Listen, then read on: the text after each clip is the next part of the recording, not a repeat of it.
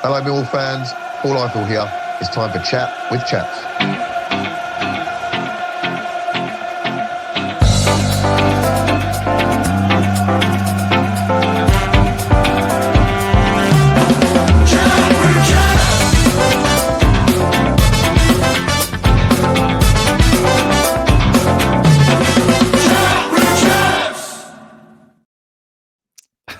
I've not found anyone that doesn't dance to that song.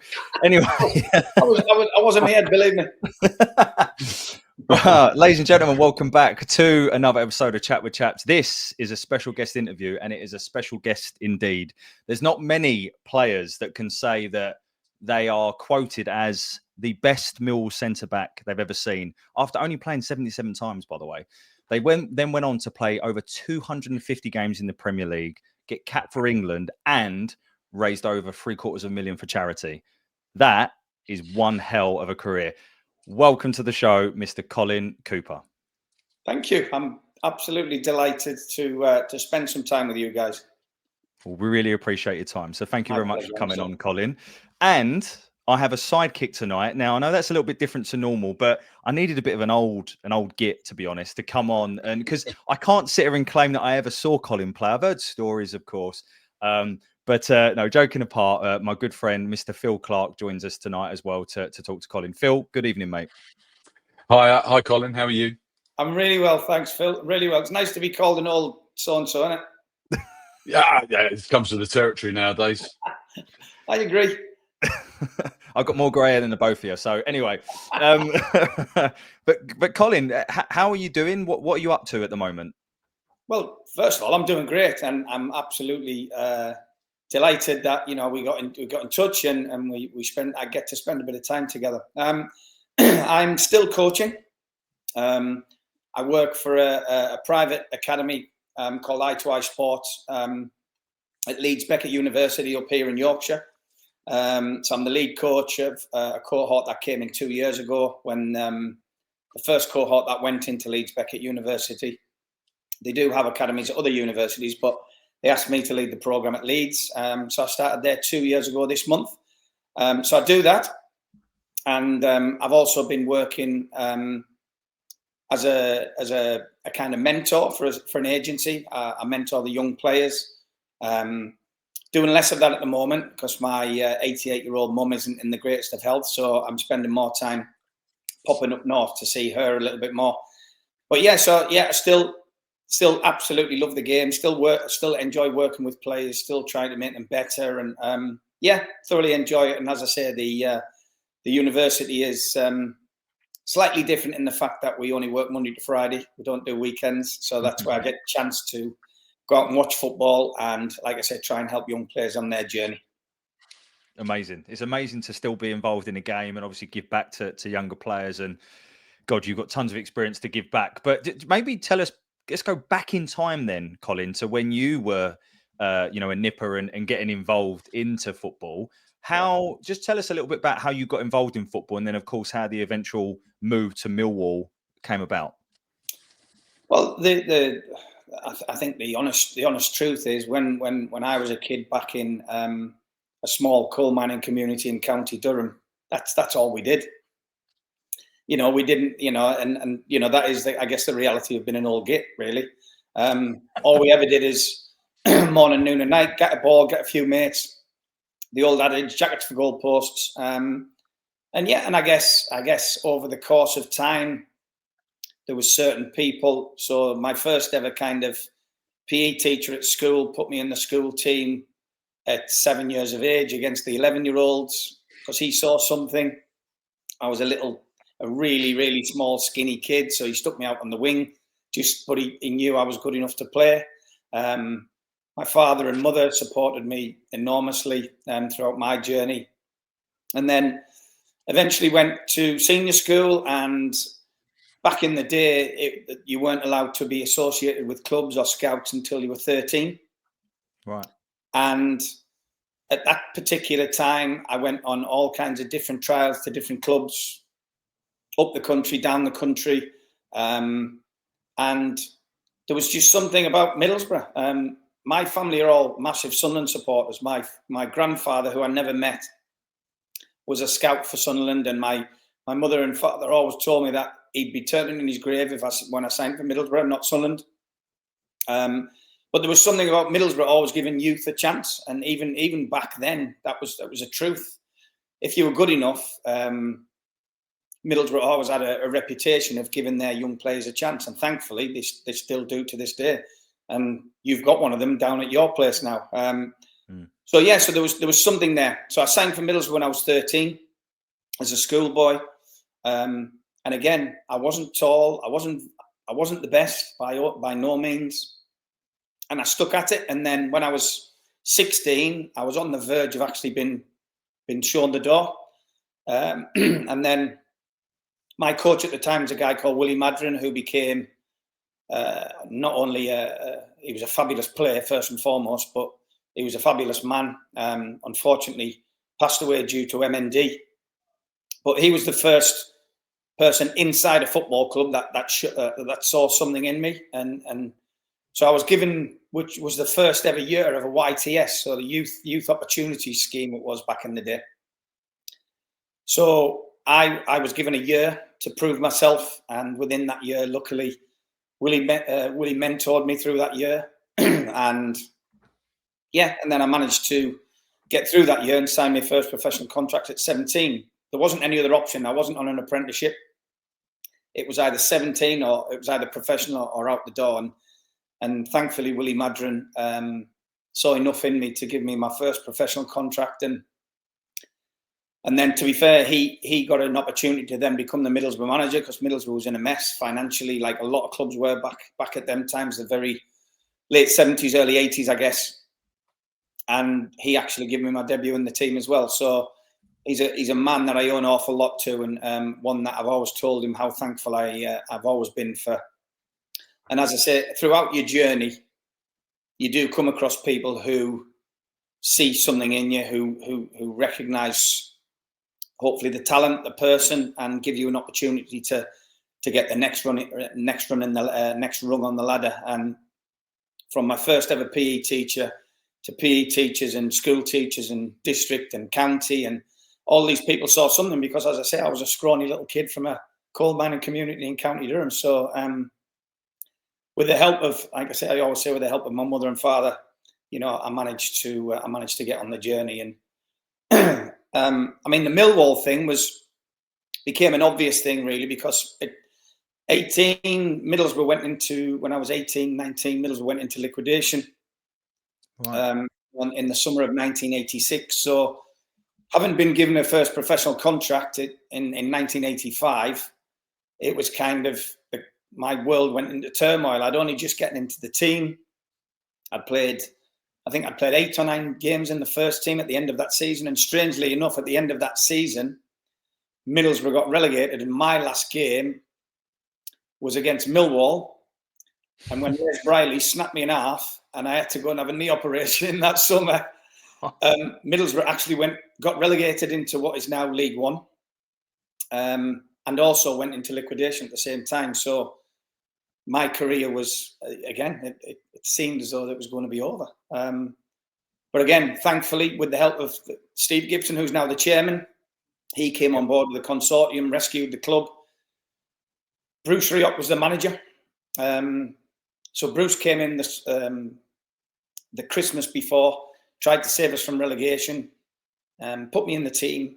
We didn't quite make the saving of relegation, unfortunately. And then the turmoil of the summer, I had nowhere to go. I wasn't, I had no football career, so there was no clubs knocking on the door saying, come to us. And basically, we started that summer with 14 players. And the story of the resurrection of Middlesbrough Football Club in 1986 is based on them 14 players. And within them 14 players, we ended up, which is a really incredible thing, really. We ended up with 3 full England internationals, 2 England B internationals, 1 Scotland B international, a Republic of Ireland international, and that was out of 14. Wow. So I think the reality of it is we all got lucky at the right time. Middlesbrough got lucky at the right time. but there was obviously some talent there as well, which we were obviously very grateful. And then the next 2.5, 3 years of the journey was all great. You know, we had 2 promotions, got into what is now the Premier League. Unfortunately, we had a great first half of the season, a ridiculously poor second half. Ended up getting relegated back to the Championship as it is now. And it was at that point where everything for me personally had kind of gone on a really nice upward trajectory. I was picked for England under 21s, capped 8 times for them. And then I had a niggling foot injury, which didn't leave me for probably 18 months, 2 years. So that upward trajectory flattened for sure, and then started to dip. That's the reality of it was. And in 1991, Bruce had obviously left and gone to Millwall. And I got a phone call from Bruce in the summer of 1991, and he said, I understand that, you know, you're not happy because you feel as though your career is not going where you want it to, which it was 100% truth. And he said, well, what? Listen, I'd only just been married. He said, well, what? Listen, why don't you come down here? He said, I'll have you in a heartbeat, and we'll get you going again. And then spoke to my then wife and just said, listen, it's not ideal, but I don't have a football career because it's going in the wrong direction. So we took a punt. And the one thing I would say is Lenny Lawrence had taken over at Middlesbrough. Lenny, obviously, who spent a long time at Charlton. And Lenny very kindly had said he believes that's one of the worst decisions he made while he was manager of Middlesbrough, to let me go. But the reality of it was, guys, is that I was flattening and I was dipping. I wasn't going on an upward trajectory. So it actually did me the world of good. And it was hard to leave home, to leave the northeast, and to come down south. But at the same time, I needed it as a person. I needed it as a player. And I think we were also, again, I think we were lucky because at the time Bruce was kind of, things were changing at Millwall at the time. You know, the old guard were kind of leaving, the Leses, Les Briley, and obviously, you know, the guys of that era, really, the guys who've been fabulous for the predecessors. They were kind of on their way out the club. So Bruce was trying to rebuild.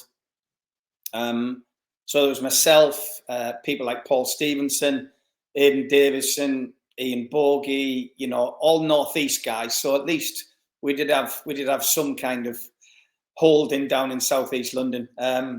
Did you know any of them, Colin, before you joined? Say again? Did you know any of those guys before you joined? Well, I'd played county football with Paul Stevenson. Paul Stevenson was a lad from Newcastle, but he was actually he played for County Durham because he was born south of the River Tyne, and that was the same era as Gazza. So we're all the same age, and we played for the same county team. You know, back when we were, I guess, 13, 14, that kind of age. So yes, I knew one or two of them, and it seemed like you know, the people who were there, you know, the people like Rioch, Alan McCleary, the guys who were Millwall, and obviously I knew Horney because we played in the under-21s together. So there was some familiar faces, which made it not such a big deal. And dressing rooms and football clubs are dressing rooms and football clubs. You're in the same place. You roll your sleeves up. You get down to business, and you hope that that the things that you can achieve or the things you try to achieve, you can make a success. And it wasn't great, you know. The reality of it was, personally, it wasn't great. Still, I was going on a sideways route, definitely not an upward route. We had a really tough first half of the season, and Bruce was getting it in the neck. And eventually, unfortunately, it led to Bruce leaving, which was tough for me because he was my kind of, you know, he'd taken me under his wing at Middlesbrough, had done that again at Millwall. One of the hardest things, I think, for me in particular was when I went into Millwall, the guys who were still there,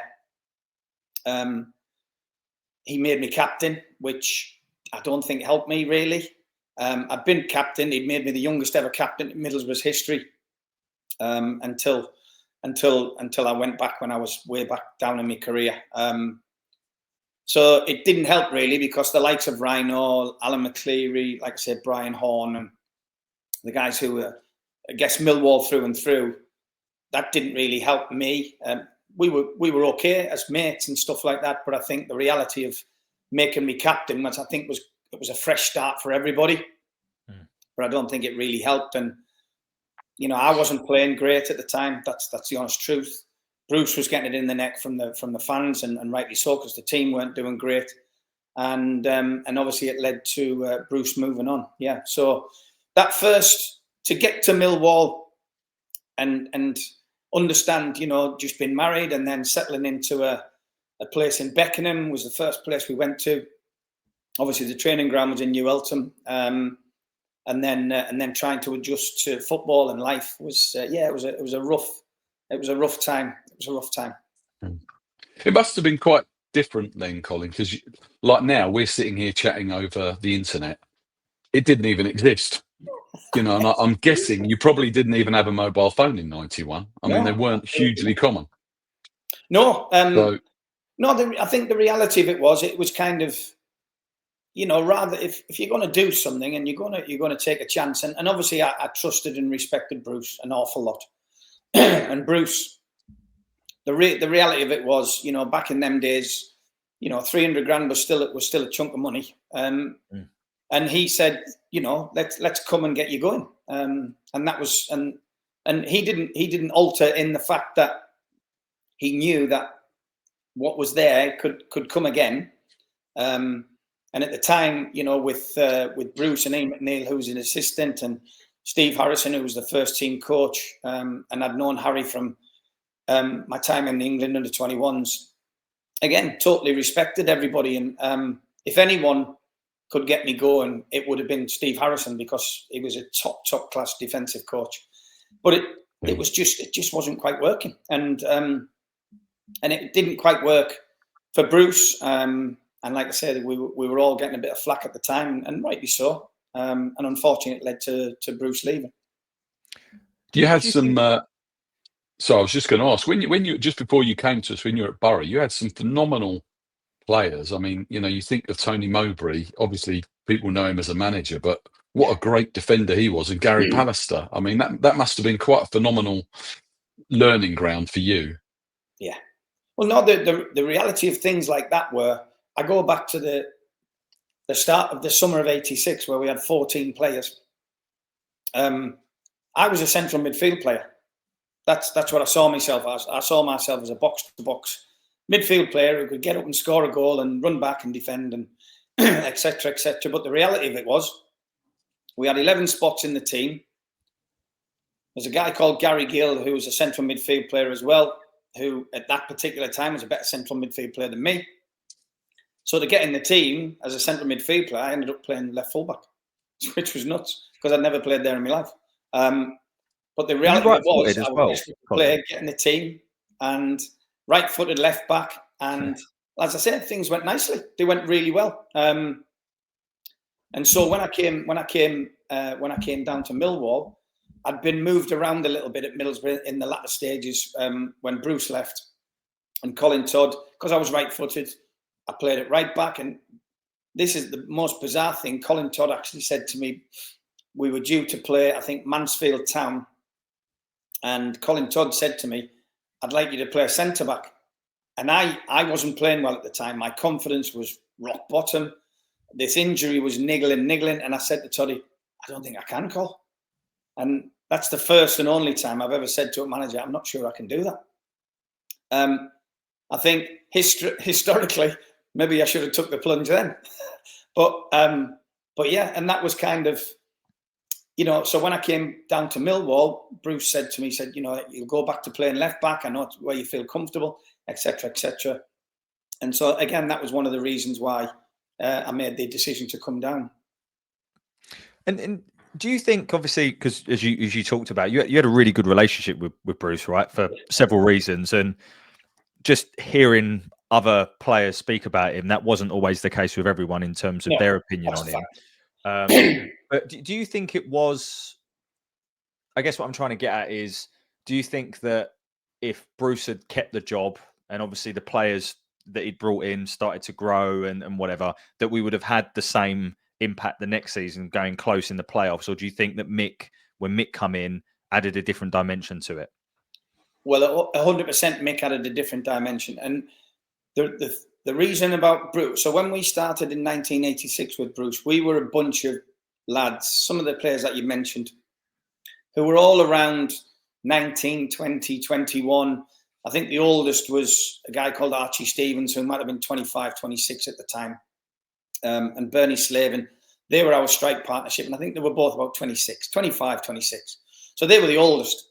So basically what Bruce was able to do was mould a very young bunch of players in a style and a format that he liked, which was very disciplinarian, timekeeping, everybody clean shaven, nobody scruffy. And so we all had a kind of an old fashioned ethos about being on time and being prepared and looking the part. And we went everywhere in suits, not track suits, everywhere we wore. So we always looked as what Bruce. So his father was a sergeant major in the army. I'm sure you guys know this, but his father was a sergeant major in the army. So Bruce had been brought up in that kind of manner. Mm. And that part of his personality, because Bruce, let's not forget, Bruce was an unbelievably good footballer in the teams that he played for, with Derby County and, under Dave Mackay and playing alongside people like Colin Cooper and winning the championship. So Bruce was an unbelievable footballer. So first of all, he knew about football. But the second part of it was he was able to mould these young people into a style and a persona that kind of mirrored him as a young boy growing up. And I'm guessing the standards that his father set. What happened when I came down to Millwall is, again, when you're talking about some of the guys who were already there, some of the guys who were Millwall through and through, that same thing didn't happen. It couldn't happen. As much as Bruce tried, and as I say, making me captain and, the standards that we all adhere to, the players were just a different generation, a different group of players, and that didn't quite work. And I think he managed it when he was a manager at Bolton. He didn't manage it. He didn't manage it when he was at Arsenal. But the one thing I'd say about Bruce Rioch is he was an unbelievable mentor and an unbelievable coach and manager and man manager for me when I was growing up as a young player. And people like Tony Mowbray, who you mentioned, Tony will always say to anybody who asks the question, a lot of us still live and breathe by the standards and the ethos that we were taught when we were kids. And while the world is a very different place now, people can still have really high standards that they set themselves to, and make sure that as a person you uphold them and you demand them of other people, and it creates. And I know Tony's management style has been very different to Bruce, because Tony's a very mild-mannered man, but he knows football and he holds people to standards, and he always will do. And that's how we've all kind of grown as we've got older, and them things still exist today. I still go to work clean shaven every day now. How do you? How did it affect you, Colin? Because obviously there were a group of people at the club already. Bruce comes in with a very different ethos and different standards and clean shaven stuff that people at Millwall the players were probably rebelling against it. Exactly. And you were brought in as kind of the poster boy. And it was probably easier for Bruce to do that at Boro, because he had a load of 18, 19-year-old starlets that needed someone to believe in them and all the rest of it. So they kind of got into that mold quite quickly. How difficult was it for you personally? Because you must have been torn, wanting to be part of the team spirit in the group, but on the other hand, maybe seen as Bruce's guy.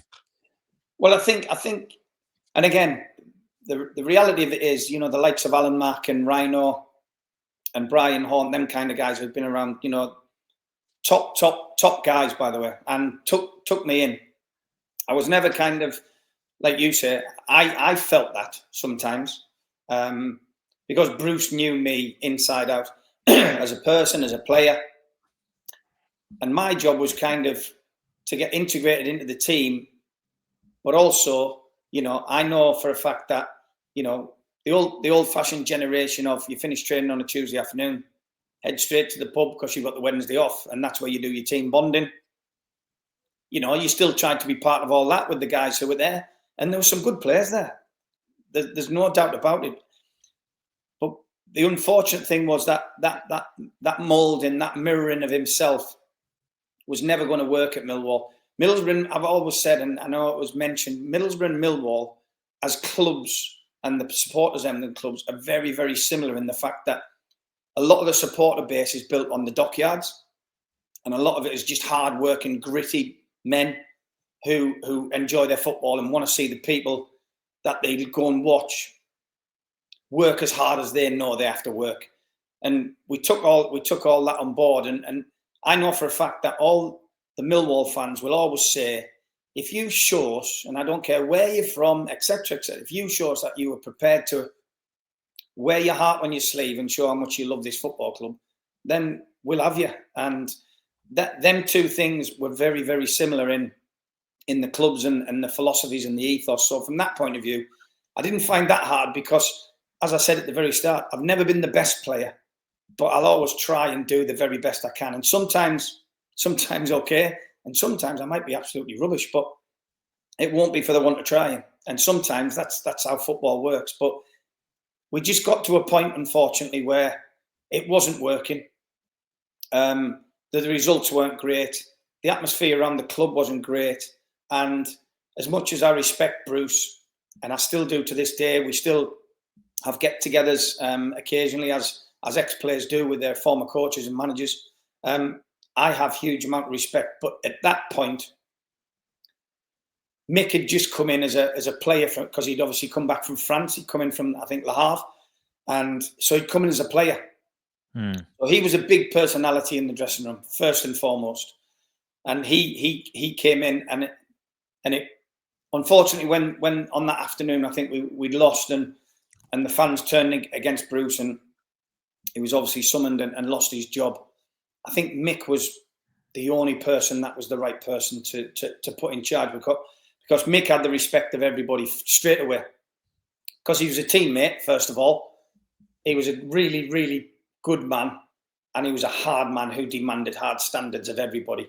He might not have been able to play the way he did when he was in his mid-20s because his knees were shot when he came back from France, but he still demanded from everybody that they did exactly what he did. And one of the things that Mick did is he demanded that you wear your heart on your sleeve and you run through a brick wall if it's necessary. So it was the right time. That's the honest truth. Yeah. Do you think Mick came in from Reg and the board with a view to taking that role on? Do you think there was kind of do you think that the seed was planted? Yeah, but I think when you're an older player in any dressing room, and people, the playing staff kind of hold you in a certain esteem, which we all did with Mick, because his career was phenomenal first and foremost, and he was an unbelievably good footballer, hard as nails, but will be honest. He was honest. He would tell you as it is, and still does now, because I've seen him doing his punditry work, and I've heard him on podcasts. Mick will never change. So we all had a huge amount of respect for him. Whether that was in the background, I can't honestly say I know the answer to that. But I think when he was given the opportunity to be player manager and take the rest of the season on, I feel it was exactly the right thing to do at that time. And obviously, one of the things he did, Colin, and obviously this is the pivotal, well, one of the pivotal moments, I guess, in your career. Although, as you said earlier, you had played as a centre back before, was to convert you to a centre back. Tell us a little bit about how that came about, the type of conversation you had, and as part of that, tell us how your relationship with him changed in terms of Mick, the colleague, if you like, to exactly. Mick, the manager. Well, it's the very honest is we sat down, and because we had a great relationship anyway, we sat down and he said, Coops, I need to speak to you. He said, I'm going to pick the team for the weekend, and I'm going to play Ian Dawes. Ian Dawes is going back in as left back. So I looked down and went, oh, okay, fine. And again, I couldn't argue with that. I mean, I think Ian Dawes was a fabulous footballer, and he was brilliant. He was brilliant and I felt a little bit for Ian. You can't feel, but you can in hindsight. So I felt for Ian when I came down, because Ian was the fullback in the team, and then when Bruce brought me in, put me in the team, and moved Ian around a little bit. Mick just sat me down and he said, I'm going to play Ian as left back. He said, but he said, I need you to play centre back. The difference in the conversation from going back to when my confidence was rock bottom and Colin Todd asked me the same answer at Middlesbrough was, I said to Mick, first of all, mate, you're a mate, so I will do anything you want to help you. This is your gig. So if that's what you want me to do, and you feel, because he gave me all the reasons. He said, you can run, you can jump, you can read it, you can tackle, you can head, you can play, because I still want to try and play. He said, you've got all the things I want in a centre-back, other than I'm not 6'4" and built like a brick outhouse, like he was. But he said, so that's what's going to happen. What's your thoughts? And the honest answer was, I said, I'll do anything to help you, mate. Anything. And the reality of it was, he actually reignited my football career. So, and we've had many, many conversations over the years that I'd have been a mediocre left back for the rest of my career at best. The fact that Mick asked me to do something, and the answer was different from it was 18 months, 2 years previous when Colin Todd asked me, I just said, yeah, I'll do anything I can to help you, Mick. And I did. And and the reality of it went, I'm not even sure Mick thought it would go as well as it did, but it did go pretty well, and hence made the rest of my football career what it was, really. So it was a big call from Big Mick, but again, I've thanked him on many an occasion, believe me. And obviously I know football's evolved from sort of early 90s to what it is now, but I'm sure there were things that, I guess I'm trying to get at, what did you have to adapt in your game? What did you have to change in order to have the phenomenal career that you had in terms of going from left back to centre back at that stage? Yeah, well, you still have the defensive mindset, which I had, because even as my father told me when I was a kid, when I was this midfield player, this marauding midfield player, I think he kind of said, if you drop back any deeper in midfield, you'll end up playing centre back. So that was when I was about 11, 12. So the reality of what Mick was talking about was being able to read the game, playing with a centre-back. So at the time, it had been obviously me and Rhino. Rhino was obviously really, really aggressive, which was brilliant.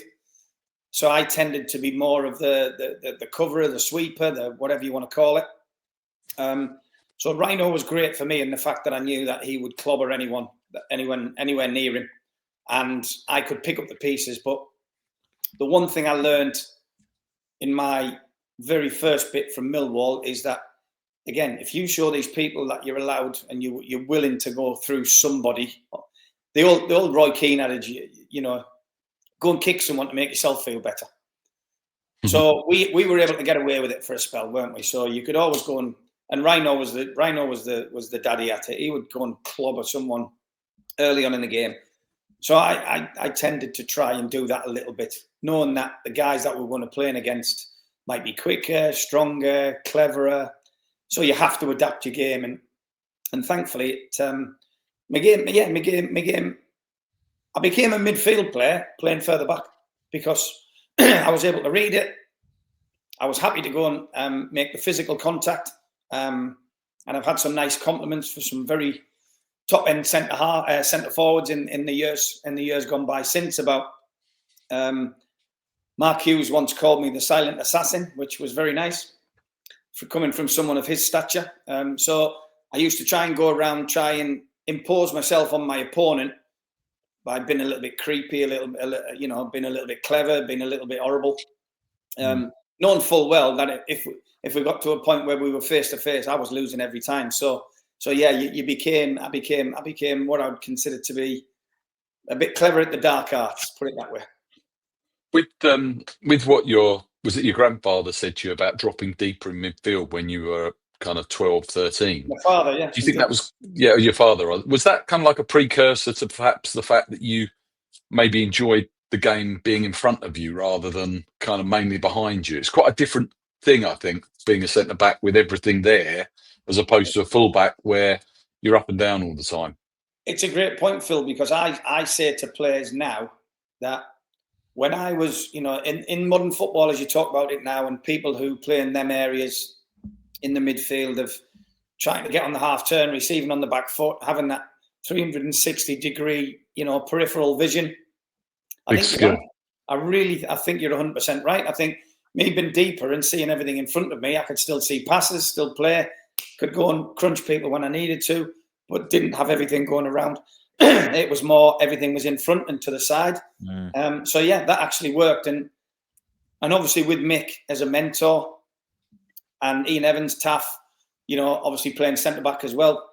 Them kind of things help because you get them little snippets of golden nuggets which just help your thought processes. And yeah, I say that to all the kids I've coached and the seniors I've coached in the time since I retired, that the reason I ended up being a centre back is because probably I wasn't quite gifted enough to have the 360-degree picture which you need as a modern day midfield player. It's just a different skill, I think, isn't it? I don't think it's not gifted. I just think some people love that 360, as you say, and being a bit out of control and chasing around everywhere. And some people want a bit more control and kind of seeing it all in front of them, I think. Well, I think the reality of it was as things progressed and my career moved forward, I did end up stepping forward one for a spell when Stuart Pearce became manager at Nottingham Forest for a short spell. Again, just put the game still in front, but it wasn't as an aggressive centre back. It was more about as an interceptor and them kind of things. I guess you'd call it the modern day Rodri. But as a centre back, as a sweeper, my old coach again back in the day, Willie Madrin, in the youth team at Middlesbrough, played me as a really old fashioned sweeper for a few games, where you literally do sweep behind the centre halves, and it's not like a back three as you would picture a back three in modern day football. It was two centre halves with a sweeper, like the old Italian kind of sweeper behind. So I guess coaches were seeing that kind of thing in me, and it was only through circumstance where the left back thing came, because that was the only place I could get into Middlesbrough's team, and it just became again a comfortable thing where I adapted to playing on the wrong side on my right foot, so I could come on the inside and link with the inside players. And I wasn't so great at going down the outside and crossing, but I could come inside and link. Like you see, a lot of inverted fullbacks and a lot of inverted wingers in the modern game. That was kind of, Middlesbrough. We had an out-and-out right-footed right back, and I would tend to play more on the inside, and we had more width on the outside. So yeah, it was kind of a modern spin, but it was basically because I was right-footed. There's something that I've asked a lot of fans, sort of their opinion of you, Colin. I think there's kind of three things that jump out. The first one is just you oozed class as a centre back. Well, that's very kind. The second thing is you were calm, composed, and could spot a pass. And then the third thing is, everyone has said this. I was speaking to Jeff Burnage, former Millwall chairman, last night, actually, before the game. And he said, you could play in today's football, which can't be said for a lot of centre-backs back in that day.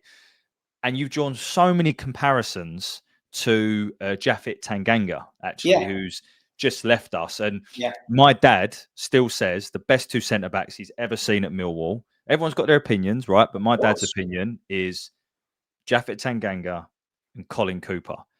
What do you think about? How does that make you feel when you leave that mark on people having a relatively short period at the club?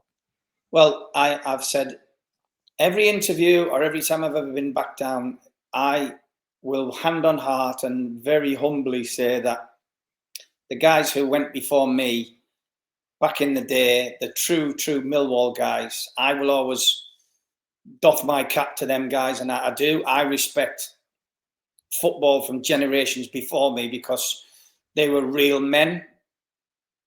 I consider myself, and the comparison. So when I came into the club, and you know, the likes of Alan Mack and Rhino, and obviously Big Mick came in, you're talking about a generation of people who had to run through a brick wall.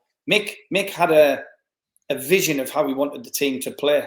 And if you think about not only myself, if you think about, you know, the introduction of Kenny Cunningham, who's a really, really good footballer, and I mentioned Ian Dawes previously, a terrific footballer. In front of them, you had people like Andy May, you had Alex Ray, you had Malcolm Allen. We had some really, really, really talented footballers. I think, so I remember when I was in the England setup, I remember Jaffet at Tottenham as a 15, 16-year-old. And he was on the same comparisons of the likes of Mark Gay now. You know, right. It's that kind of timing. They were all very quick, very strong, could be aggressive when they needed to be aggressive. But as you rightly say, the reality of life is in today's football, you have to be able to play.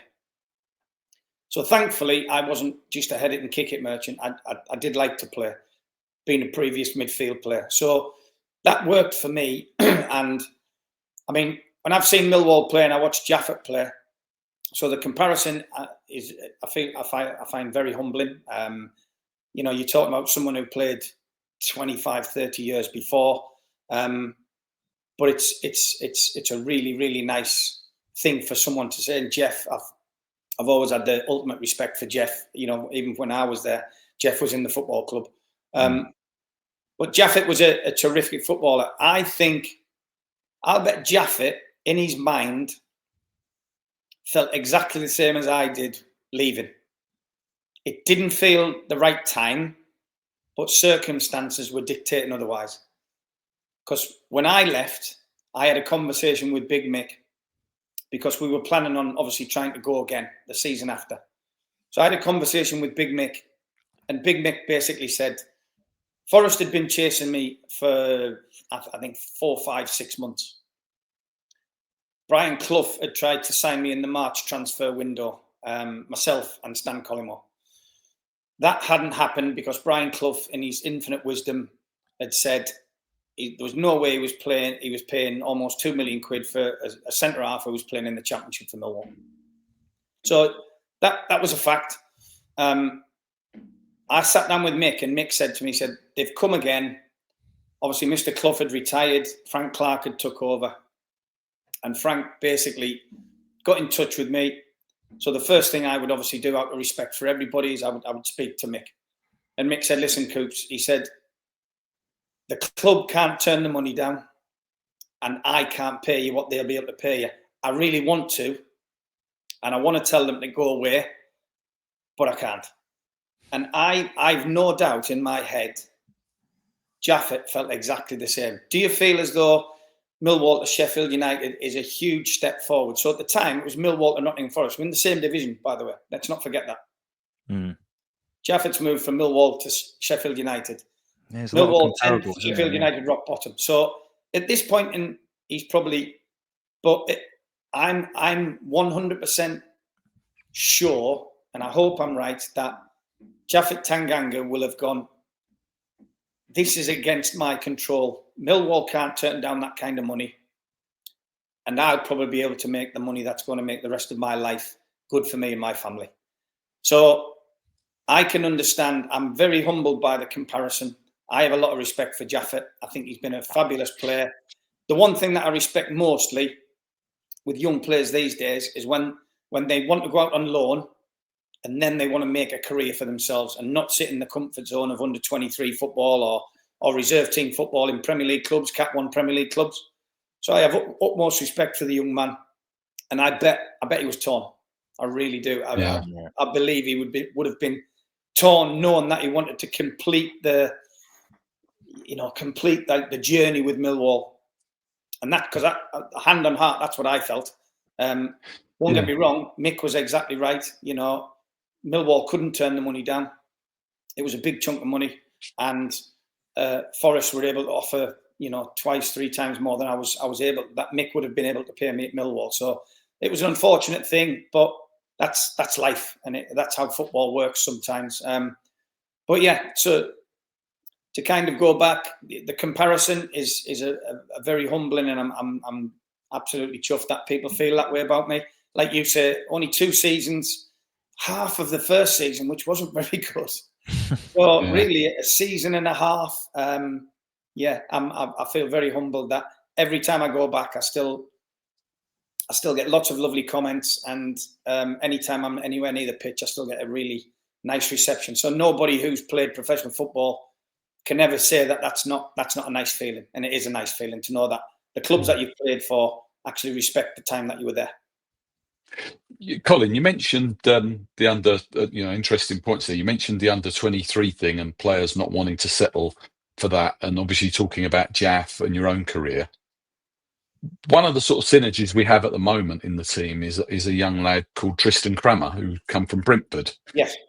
He was in their under 23B system. I think he was out on loan at Exeter. Came in to us, I think, in January last year. He was signed, I think, as kind of Jaff's long-term replacement. But by a series of circumstances, we had 2 right backs injured in the same game. Tristan had just joined. He was on the bench, and he was put on at right back, and he's absolutely excelled. And I'm not sure. I think career-wise, he's professional career, he's probably played maybe 30 games as a centre back, and he's probably now played a similar number as a right back. And there's a lot of debate with the fans. What's his best position? He was signed as a centre back, so therefore he should be a centre back. How do you feel about that as a player? Should players be rigid? If they fit into another box, should they give it a go and go with it? What's your thoughts on that? Well, it's a good question. And by the way, I agree. I think he's a terrific player. I think, obviously his stature first and foremost, but yeah, technically, physically, quick. Yeah, he looks like a proper player to me. But on the other hand, if you know of a young professional, and again, I go back to the conversation I had with Colin Todd back in the day, and then Mick McCarthy, forward 18 months. If a coach turns around to any player and says, "That's what I'd like you to do," the answer should be yes. Every time. If you are, well, I can't. I'm a 6. I'm a 5. I'm a 7. I'm an 11. I mean, you're a player. Go and show everybody you're a player. The amount of in the work that I've done with the mentoring, with the agency and stuff, the amount of young players who will sit in a comfort zone and then drift out of football. They'll get a professional contract at a club. That's the point where you should be saying, right, how do I forge a professional career? Go out and play football and forge a career. And you see the people who play in an under-23 system, or like you said, Brentford have a slightly different model, but it's a similar thing. It's kind of a comfort blanket. Get out and make a career. So anyone has my respect, like a Jaffet, like there's countless others. Don't get me wrong, but having worked when I was working with the under-21s, you had some of the guys through the Chelsea program who were the best youth team in the country at that point, who would go out on loan after loan after loan after loan, and Chelsea would just keep that process going until they were 23, 24. And then they would come back after a year and they would go abroad. So that's a different kind of education to when we were kids. But when I see them Chelsea players who played in the under-21 setup with now and where they are in the world and in their journey, and you think, and them experiences have actually forged you into being a professional footballer. And it might be in the Championship, or it might be, with people like Vic Tamori, it might be playing for AC Milan, or it might be Tammy Abrahams, it could be any one of the guys, Nathaniel Chalabar, Ruben Loftus-Cheek, who were all sensational young footballers. At some point, you've got to go into the world. If it's not going to be at your club, go out into the world and find yourself a football career. And what I'm finding more and more now is young players who will say, well, I'm not really sure. Should I go out on loan there? Should I go out on loan there? Yes, you should. Because otherwise, your professional journey will come to an end. You'll go into non-league or amateur football, and you'll drift out of football. because you're not prepared to go and find yourself a career. And I see that more and more with young players who are scared to come out of the comfort zone, because it is, if you're in a Cat 1, Cat 2 academy playing 18s to 21s football, it's a beautiful place to be, because there's no edge. You don't have to win on a Saturday. You don't have to earn the next contract. It's kind of there. So what I'd like to see is people like Jaffet and people of that ilk go out and find their way in the world and say, right, I will be a professional. And, reading some of Jaffet's stuff about having the dual nationality, but he's got this thing in his head, I want to play for England. In order to go and play for England, you've got to have a football career. You're not going to play for England's senior team playing in Tottenham's under 23s. So, people like Jaffet, I have ultimate respect for. So like with Tristan, do you think that him grasping that opportunity to play at fullback when he might have had to wait 6 or 9 months to play at centre back, that's a good thing? I would hope that when the question was asked, he's gone, yes, Gaffer. When? Just tell me when. That would be my hope, because if you've got that kind of mentality in you, it means that you want to play. And by going out on loan, first of all, unless if these clubs and their agents and their representative are pushing them to go out on loan, and really the ilk is not there, but if they're saying, yeah, get me there, and then you've got to get in the team, and then you've got to prove yourself, because you're still going for 3 points every Tuesday or Saturday, and it means something to the fans that you're playing for. You're not talking about your development anymore. You're now talking about, this is real football. Real football where people earn a living and people play for points, which means an awful lot to that club. It might mean people being able to have a bigger transfer budget because you finished higher in the league, or people losing their jobs because you get relegated. That's the real life. That's the real world. Football as a player, bubble, but the real world is a better place. As a player, though, Colin, if say like a Kramer does really well at right back, and then the manager says, right, we need to buy a dedicated right back, and they go out and spend £3-4 million, how would it feel as a player playing at right back, filling in, doing a fantastic job, and then they go and sign a right back and you find yourself back on the bench? Is that kind of like not rewarding your commitment? Well, I think two things, because again, if he's only on loan and it's not a permanent thing, the manager still has to think about how the team might look in 6 months, 12 months. Yeah. Your future planning. But if for instance, in Tristan's world, if it's kind of right, I'm here, and like Jaffet, I want to do really well. And what I'd really like to happen is I'd like Millwall to go to Brentford and say, right, we want to keep this guy. We want it. Yeah, I think he is actually signed permanently anyway. All right, which is amazing. Yeah. So for me, it's kind of, when you go out on loan, you are going out to impress, but you're putting yourself in the shop window. But I think for the guys that we're talking about, what you're actually doing is you're forging the first steps in your own career, and then you've got to build your career. If you're at a Cat 1 academy, you're obviously a talented footballer. But between talent and hard work and grit, determination, and the want, the will, they're the bits that you've got to go and find in the world. And like I say, when I watched the team last night, there was plenty of that. There was plenty of that across the back line and across the midfield, and obviously you've got some. I think you've got some talented young players, and I can. When I point and I say the connection to Middlesbrough, when I see Josh Coburn playing and he didn't get really that opportunity. He wanted to leave Middlesbrough to go and earn his corn. And the fact that he did, again, he has my ultimate respect. And when I watched him play last night, I thought he's playing like a really experienced centre forward. And what you want to see, obviously, as Millwall people, is you want to see him get a bag full of goals with the effort that he's putting into the team, because I thought he led the line superbly last night. It's a good point, actually, and Chris and I have talked about this. Having watched the game last night, Chris and I were both there.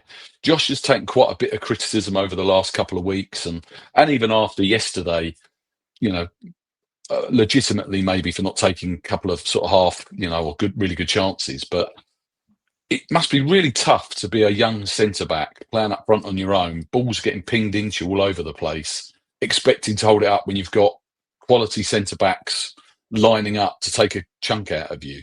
Do you think he did a good job up there? No, I did. Sorry, I didn't. I don't say. Sorry, Chris. Go on. Sorry, I just want to say for the viewers' benefit, we're talking about the game against Watford because obviously when we don't know when this will come out. Yeah. So just for the viewers' Sorry, benefit. apologies. The Watford game. The Watford game at the New Den. So when I'm watching the game and I'm looking at the you've got again some young talented players who can create. I thought defensively through the midfield, I thought we looked solid. But yeah, from Josh's perspective, I saw Josh as a younger player at Middlesbrough, and then he got into the team. And even I'm sure you'll have heard on TalkSport, Neil Warnock really singing his praises, thinking that he should have been given more of an opportunity when he was at Middlesbrough. Josh has obviously said to the representatives or the people at Middlesbrough, "I want to go and give this a go because I want to play first team football. I want to play football. That's my job." And he will ultimately be judged on goals because he's a striker. But I thought he led the line really well last night. I really did. I thought some of the hold-up play was not a man of his young age. I thought some of the hold-up play, because he's obviously a big guy anyway, but he used his body well. He brought other players into the game. What he was as a kid at Middlesbrough was a capability of doing both. What he needs to do now at Millwall is he needs to harness all the hard work, the hold-up skills, the bringing the other team in, but then he needs to get himself in the box and score. And that's because ultimately strikers will be judged on goals and assists. All-round performance, I thought he was okay last night. I really did. But I'd like to. One of the things I talk about with players is everything that happens. If you're a striker, you should be in the middle of the box every time the ball comes in. And if you're Josh Coburn, you can link and you create and you can score. But 80% of goals are scored in the middle of the goal between the width of the post to the edge of the box. 80%. So if you're a striker, you have to be in there. So that would be that'd be one little piece of advice I'd give Josh. Continue with all your graft and your hard work. Anytime the ball goes wide or through, make sure you are in the middle of the box. He also needs to buy referees' birthday cards because he gets absolutely nothing from anyone. Nothing wrong with being aggressive. Yeah. No, I don't know what you thought last night of the Watford game, but the referee gave him absolutely nothing whatsoever. I've not seen the replays back, but he was pulled from pillar to post. No, as I say, I thought he used his body really well for a young man.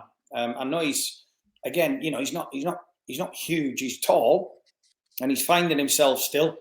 But the fact that he's playing Championship football regularly, he's putting his body on the line.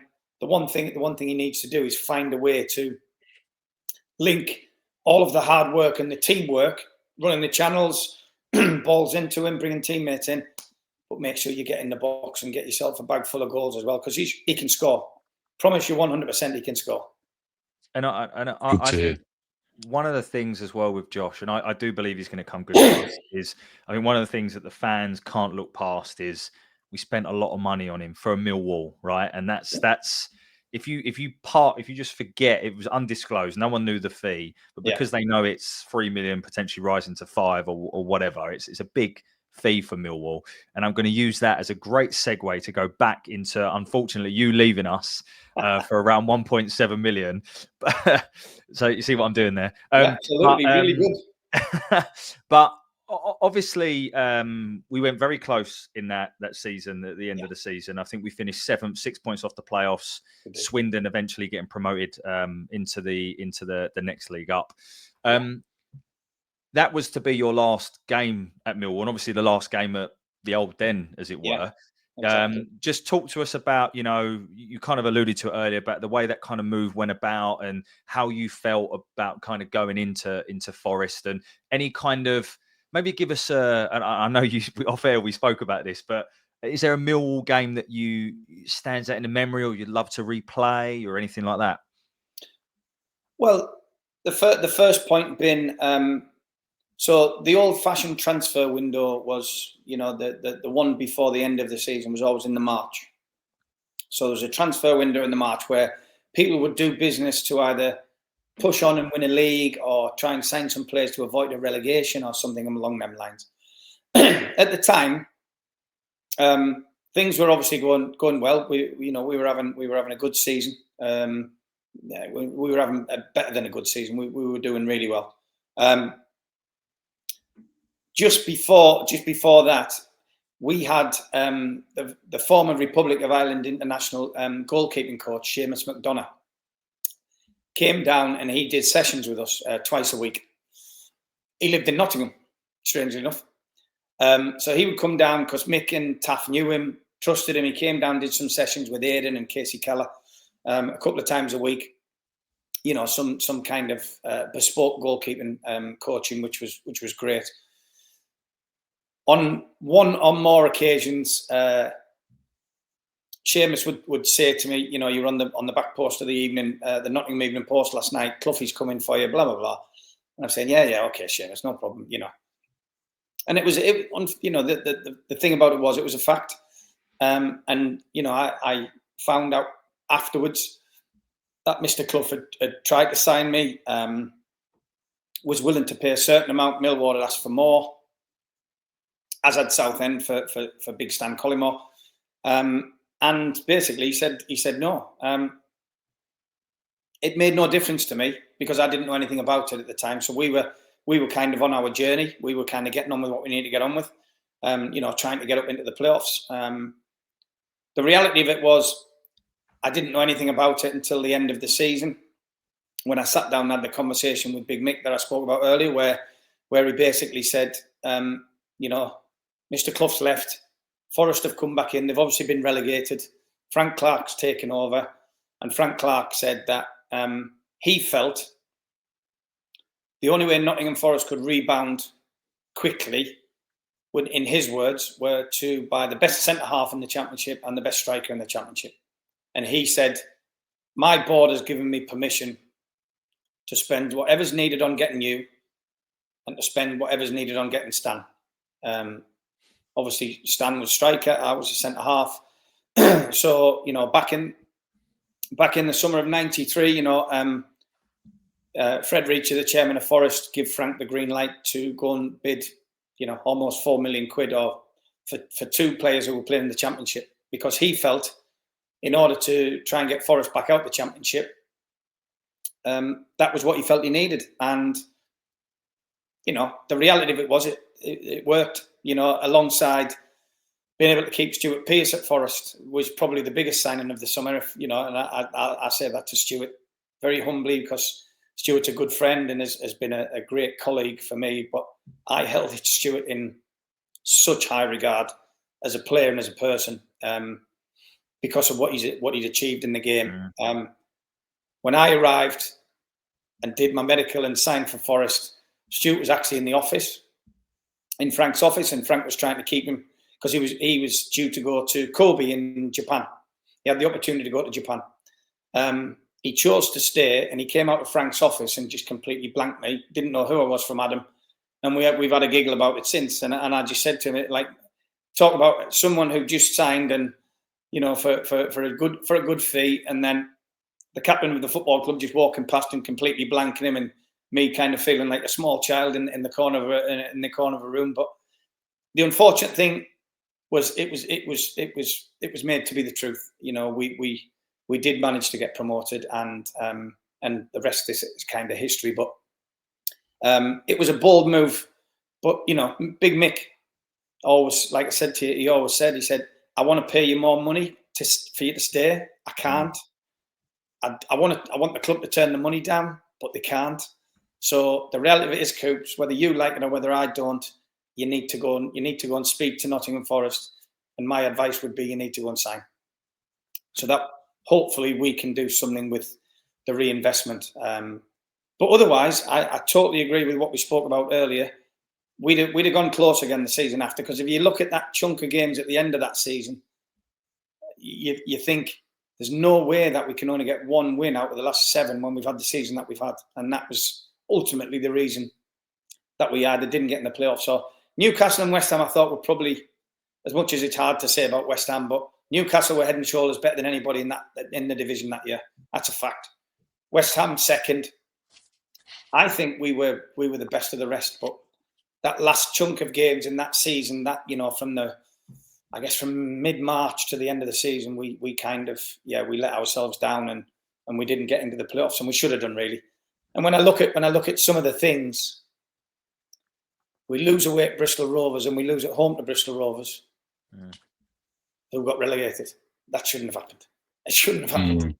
It's such a Millwall thing to do, though, right? To lose to the. Well, I would like to think, unfortunately, still to this day, that chunk. When I look at that chunk of games, we definitely didn't do ourselves any justice. We probably drew too many games throughout the season because, by nature, like you said, we were difficult to beat. So we didn't lose. That period. Yeah, we didn't lose a lot. We could have done of winning a few more, and probably that last chunk of games. One win and one draw out of the last 7, and you're not getting anywhere on that kind of form, unfortunately. That season, though, Colin, that 92-93 season. I mean, obviously, you linked up with Stan Collymore eventually. You kind of almost attached yourself to him at certain points in the season earlier than that via the benefit of your studs, which maybe we'll come to in a minute. But I mean, we put 6 past Notts County, I think 6 past Brentford, 5 past Watford, 4 past Peterborough. For people of my generation, that, apart from the 2 seasons in the top flight, that little period under Mick is probably the period we all look back on and go, wow, we were just such a free scoring team. We were scoring goals. You can't Jamie be talking Morley. about Millwall. You can't. No, we are. Honestly, we're talking about Millwall. Jamie Morley came in, and do you remember he had that little period where he was just on fire for, I don't know, kind of 3. I don't know why his career kind of ended. If it was injury, but I think you're right. He was just on fire, scoring goals. And interestingly, I've often heard the story that we had a choice between Morley and Collymore, and I'm not sure whether it was Mick or whoever ended up going to Morley.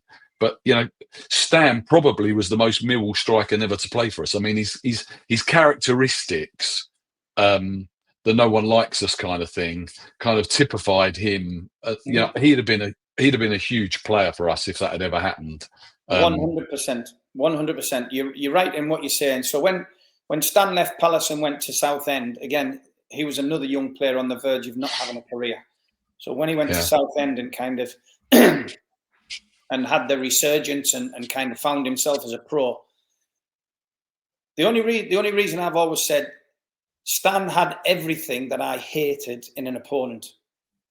So for me, that was trying to figure out someone who's quicker, stronger, can play off either foot, can score headers. I mean, he didn't score a bucket load of headers, even when we were at Forest, but he could score with his head.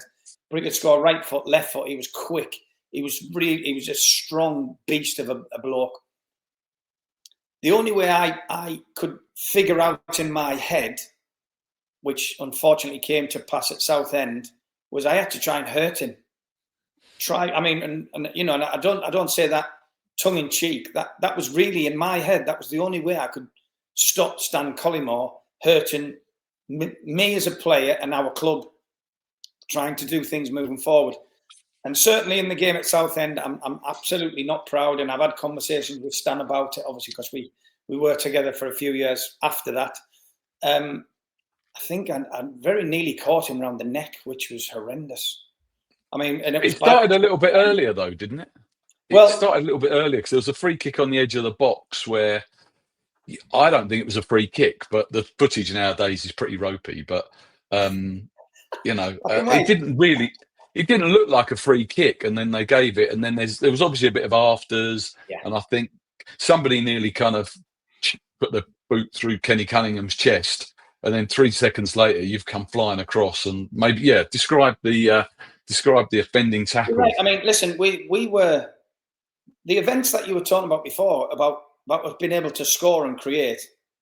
If you look at some of the teams and the formations of how Mick got the team to play, I think it's very forward thinking. Because of the players that we had, we didn't really have natural wingers as such. So we would play people inside in kind of a diamond shape. Alex Ray. You had Malcolm Allen playing as like a number 10. Jamie Morley, who could run. We had Phil Barber and we had John Goodman, who both had legs as Andy May. was more of a footballer. John was a runner. So we had people who could run and run channels, but we could also play through, which is what we wanted to try and do. So by doing that, we got a lot of creative players in forward positions who managed to. And like you say, Jamie had an unbelievable run where he just couldn't stop scoring. Malcolm Allen was chipping in with a good bunch of goals that year. John Goodman created and scored a good few that year. I chipped in with a few. Alex Ray was a born goal scorer when he made late runs. So we had a lot of good players in creative areas. The difference is we also fancied ourselves as we could compete with anybody. And when we felt ourselves being, like you said, maybe we felt as though we'd been wronged by doing something, we weren't afraid to mix it. And from my point of view, that was one of the occasions in my career, and it happened quite a lot, unfortunately, where the red mist came down and there was nothing that I was going to do other than Stan was going to be airlifted from the football pitch into the stand if I possibly could. And I think I might have caught him on, maybe just missed him, but the referee 100% was right to red card me. And that was only the second red card of a 22-year career. So I had one when I was a bit younger at Middlesbrough for studying someone in the chest for something similar because I got frustrated, couldn't do anything about it. And Stan was the second one. But yeah, only, and I've said it to Stan since, it was only because I couldn't work him out. I couldn't do what I wanted to do, which I found really frustrating. So the red mist descended and I lost them and they won. You weren't the only one, though. I mean, Keith Stevens had plenty of run-ins with him, Rhino. I'm sure there was a game where Terry Hurlock at Southend had. I'm pretty sure Terry made his comeback. I've been on the receiving end of Rhino, Les, and Terry Hurlock. So believe me, I'm more than happy being part of that rather than against it. I may need correcting, but I'm pretty sure on his second spell with us, Terry's first game back was at Southend, and I think Stan was playing, and he was such a difficult player to defend against, I would imagine. And, there was no shame in having to resort to those tactics. Well, the reality of it is, Phil, is that when we hooked up again at Forest together, he played for 2 seasons, one in the Championship and one in the Premier League, scored 50 goals and was unplayable against the best centre-halves in the country. So I couldn't work him out. I was now his teammate, and other people couldn't work him out either. So he rightly got his opportunity to go and play for England, because when he was playing for Forest, he was very much a lone figure. He would play up front on his own and plough a lone furrow with someone like a Brian Roy playing in behind him, or a Lars Bohinen, who were really, really gifted footballers. But Stan was just, when he picked the ball up, he was direct. He was going off both feet, powerful shots, left foot, right foot. He was a difficult person to play against. Hence, like I said, the season before, the red mist had descended and I lost it completely. And it wasn't a proud moment for me, put it that way. No. It's funny though, because I never, we had some hard men in the team, people like Rhino and obviously Terry before you joined, and I never saw you as that. But I also never saw you as somebody who'd take a backward step. No, well. The honest truth, I would say, is when I fancied myself as a creative goal-scoring midfield player, that wasn't me. When I got into Middlesbrough as a 16-year-old, with Willie Madrin, who was a centre back, and Willie was a tough guy who had to retire because his knees were shot, and Willie was actually very close to being picked for England. So he was a good footballer, but he was tough. And then Bruce Rioch took over from him. And Bruce, under no circumstance do you take a backward step with Bruce. We get on the front foot and we get in the faces of opponents. And again, back in the day, learning your trade, first 5 minutes, give someone a loosener, give someone a reducer, which you're allowed to do. That kind of helped me kind of build a persona, because I'm not like that really. But on a football pitch, as soon as I stepped across the white line, I became a completely different person. And that was something I had to do for me. I had to become angry. I had to become someone that wouldn't take a backward step, someone that would go face to face, someone that would go toe to toe, whether that be a physical battle, a technical battle, or any other kind of battle that happens on a football pitch, you'd be front and centre, knowing full well that if it actually kicked off, I ain't winning anything. But you've got to build a persona. So I created something when I crossed the white line. I created something in here that made me something that really, as a person, I'm not. But when I play football, 100% I am, because A, I don't like losing. B, I don't like being overcome by an opponent. So I'll try anything to overcome them, whether that be fair or foul. And them's the things I learned over the years, and having people like Willie Madron, Bruce Rioch, Mick McCarthy, the people that I've worked with, working and playing alongside Stuart Pearce for 5 years, you learn. And these people, to gain their respect. And when I came down to Millwall, to gain the respect of people like Terry, Les, Rhino, et al., you've got to show that you're willing to go toe to toe. And yeah, so over the course of time, I did create a persona that would go toe to toe with anybody, physically or technically. And sometimes it worked, and sometimes when you play against the very, very best, sometimes it doesn't work. It's really interesting, because obviously you talk about your family background. You talk about the players that you played with, and obviously wanted to impress, and things that you learned from.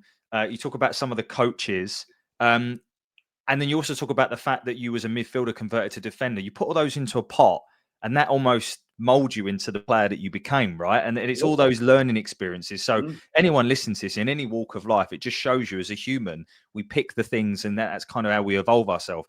And obviously that evolved you, Colin, to play for England, right? And here's a picture. Oh, wow. Not sure if you remember this. I've seen the picture, but I don't think I've seen that picture. That's amazing. I mean, I was looking up. So I think you obviously had 2 caps. By the way, I don't know how true this is. I've heard, I won't reveal the source because I was told I'm not allowed, but I've heard that you had 2 caps for England. Yeah. And if you'd got a third, we'd have got more money from Forest.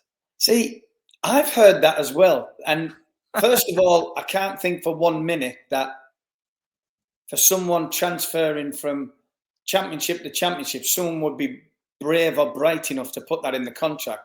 But the reality of it is, Chris, is that when I got called into the squad, I was called into the squad on standby, based on the fact that we'd finished 3rd in the Premier League, which was an unbelievable achievement, having just been promoted. Playing against, all the best of the best that the country had to offer. Terry Venables called me up into the squad, but I was placed on standby. I wasn't in the actual squad for the Umbro Cup in 1995. I was on standby. We did 2 days of training, and Terry Venables was very, very kind. But Stuart Pearce and Terry Venables had a conversation. Andy Cole obviously was playing and was in the squad for England. Andy Cole dropped out injured, as had some of the other big names, the likes of Tony Adams, etc. So hence why people, when you see that photograph, hence why people like myself and John Scales got an opportunity to be in the England squad at that point. I was on standby. Andy Cole dropped out through injury. Stuart Pearce and Terry Venables had a conversation based on the first 2 days of training. And Terry pulled me into the office at Waltham Abbey back in them days and said, I'm going to put you in the full squad. And not only am I putting you in the full squad, I'm going to put you on the bench against Japan on Saturday at Wembley. So I kind of okay, great, thank you. Okay. So that was which was amazing for me. So we went to Wembley on the Saturday, England against Japan. I don't think there was ever any, if I'm honest, I don't think there was ever any chance that I was going to get on the field that day. But I think what Terry had said to Stuart was, I want him to feel how it feels, because it's a very different feeling. I want him to experience the atmosphere. I want him to experience, because I know for a fact that Stuart and Terry had a conversation, and Terry had said to Stuart, do you think Colin's capable of playing in really, really big games? And because Stuart not only is a really good mate, and we played together for a long time, he kind of said to Terry Venables, 100%, no problem. So he put me on the bench against Japan. We won that game 2-1. I think David Platt scored a penalty in the very last minute to win the game 2-1. We had another couple of days training, and then we were due to play Sweden at Ellen Road on the 8th of June, and Terry pulled me again and said, "I'm going to play you against Sweden on the 8th of June." It was, and so I said, I can't be more grateful. Can't wait. And the reality of what I've said is, I played the game, didn't feel out of place. Henrik Larsson was playing for Sweden. I felt as though he was another striker that I really wanted to try and do some really hurtful things too, but I took a different line wearing the England shirt where maybe I shouldn't. And I think Henrik scored or created, or he definitely scored. And we ended the game 3-3. I think David Platt scored I think Darren Anderton had scored. David Platt scored late on to make it a 3-3 draw.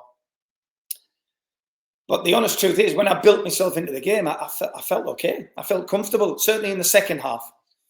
First half was a bit, you're a bit scrambled and finding your feet. And as I say, playing against someone like Henrik Larsson, who was really good at the time, was a tough call.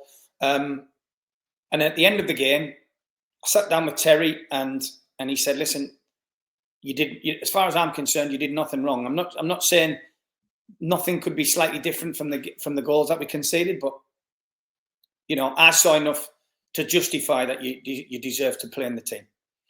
And hence the picture that you've just showed was the 8th, and then we played Brazil on the 11th at Wembley, and that was my second England cap, which the story I tell, which is 100% true, is the game itself.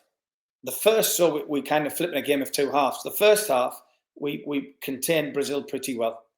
They had a lot of possession.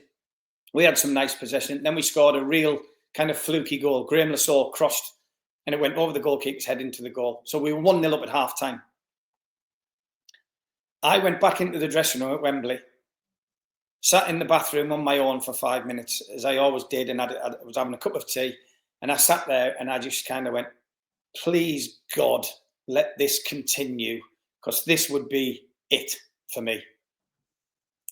We went back out in the second half. R9 was playing, but he was only 18.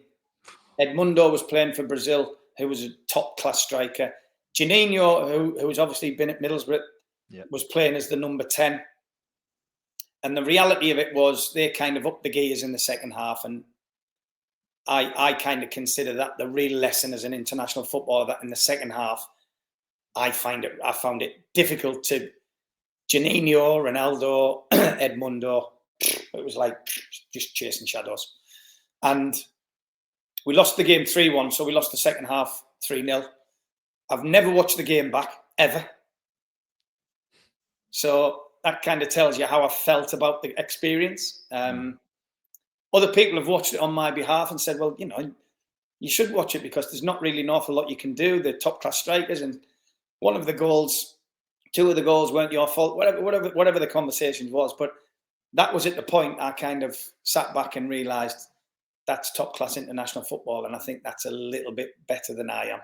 And that, but for Stuart and for Terry Venables to give me the hope and the feeling that they felt I was good enough to play in that environment meant the absolute world to me. And, the one thing that can never be done is, it was only for 2 weeks, between joining up, being called into the main squad, then Japan, Sweden and Brazil. It was only a 2-week period, but it has to be classed as the highlight of anyone's career, even to get your backside tanned by Brazil at Wembley. Brazil at Wembley, well, I mean, looking back as a 58-year-old man now, I'm thinking, even though I've never watched it back, I've got to sit here and say I'm extremely proud to have actually been there.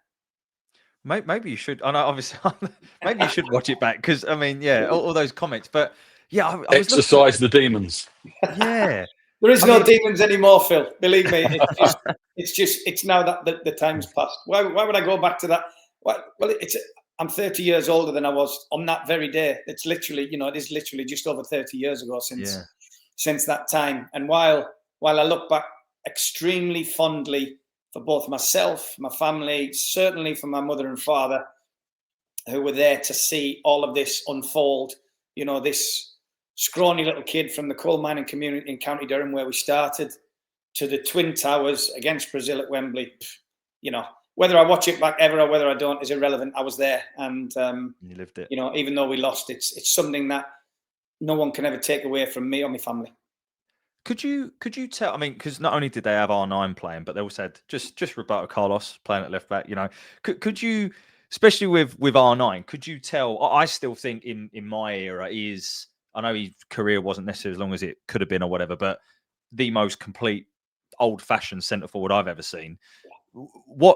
Could you tell he was going to be that good? Yeah. No. So when people, some of the things that I do in my life now, and I'm doing recruitment trips to the USA, or I'm doing talks, or I'm talking to young players in the mentor role. They're exactly the things I say. You look back and they'll, even the kids who are only 17, 18 now, they remember R9. They probably don't remember him as the player. Obviously they're a Ronaldo, stroke Messi, stroke whoever is their kind of thing now, but they remember who R9 is. And the only thing I ever say to them is, I was 20, 27, 28 years of age. He was 18. And again, I look back, the Henrik Larsson scenario, whether playing for England or playing for Forest or playing for Millwall, if you don't impact them in the game, they have the ability to embarrass you. So that 30 years later, if I'd have had another opportunity and I'd have had a chance to reduce Henrik Larsson in the first 5 minutes of my debut for England, or R9 in the first 5 minutes at Wembley, that's exactly what I should have done. And whether I had that opportunity, I can't really remember whether I did or not. I do remember fouling R9 and Janino having a free kick, I think, which Brazil scored. So that kind of grates that I had tried and I'd failed and I'd given a free kick away and they scored from the resultant free kick. So sometimes you look back and think you've got to use your attributes. I wasn't slow, but I wasn't rapid. I wasn't not built like a brick outhouse, but I could be as physical as the next man. I was more than capable of going toe to toe. But when it came to the top ones, you have to be a little bit better than going toe to toe. So when I talk about strikers and that been lucky enough to play against, when I played against the likes of Thierry Henry, Dennis Bergkamp, Alan Shearer, Ian Wright, they are the top ones who will test everything that you've got. Who was the best, Colin? Who was the best that you played against? I always break it down that when I played against Wrighty. So when you recollect that the games that we had against Arsenal in the League Cup, where we lost on penalties and Dave Seaman saved, I think, 4 of our penalties. Playing against that Ian Wright, who plays on the shoulder, who's aggressive, who will kick you, who loves a scrap, but you give him half a chance and it's a goal. Playing against that Ian Wright and playing against Alan Shearer, who is physically strong, physically tough, loves a scrap, but will get half a chance and score a goal. They're the 2 best British strikers I've ever played against. Because all the attributes I thought I had, they could match and then kill me with the extra bits they had. Thierry Henry was someone that I felt was just like a ghost. He was just everywhere. And the pace, he was like, even though he kind of drifted towards the left, to catch him, to kick him, to get anywhere near him was nigh on impossible. Nigh on impossible. And as much as you try,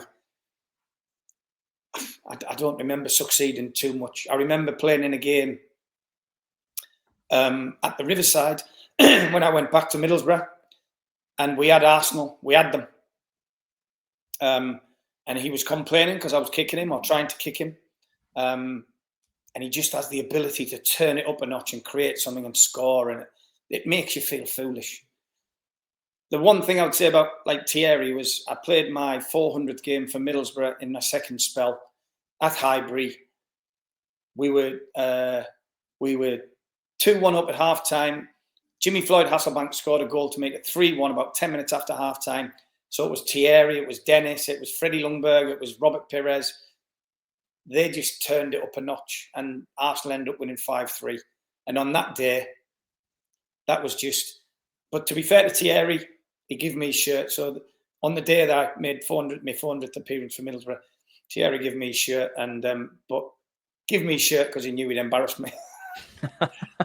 embarrassed an old man into submission in the second half at Highbury. But yeah, so some great memories, some great people to play against, and yeah, I'm grateful for them all.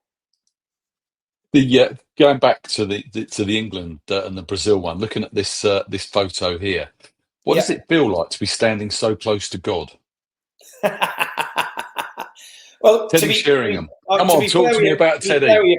I mean, the one thing I would say, because Teddy left the summer I arrived.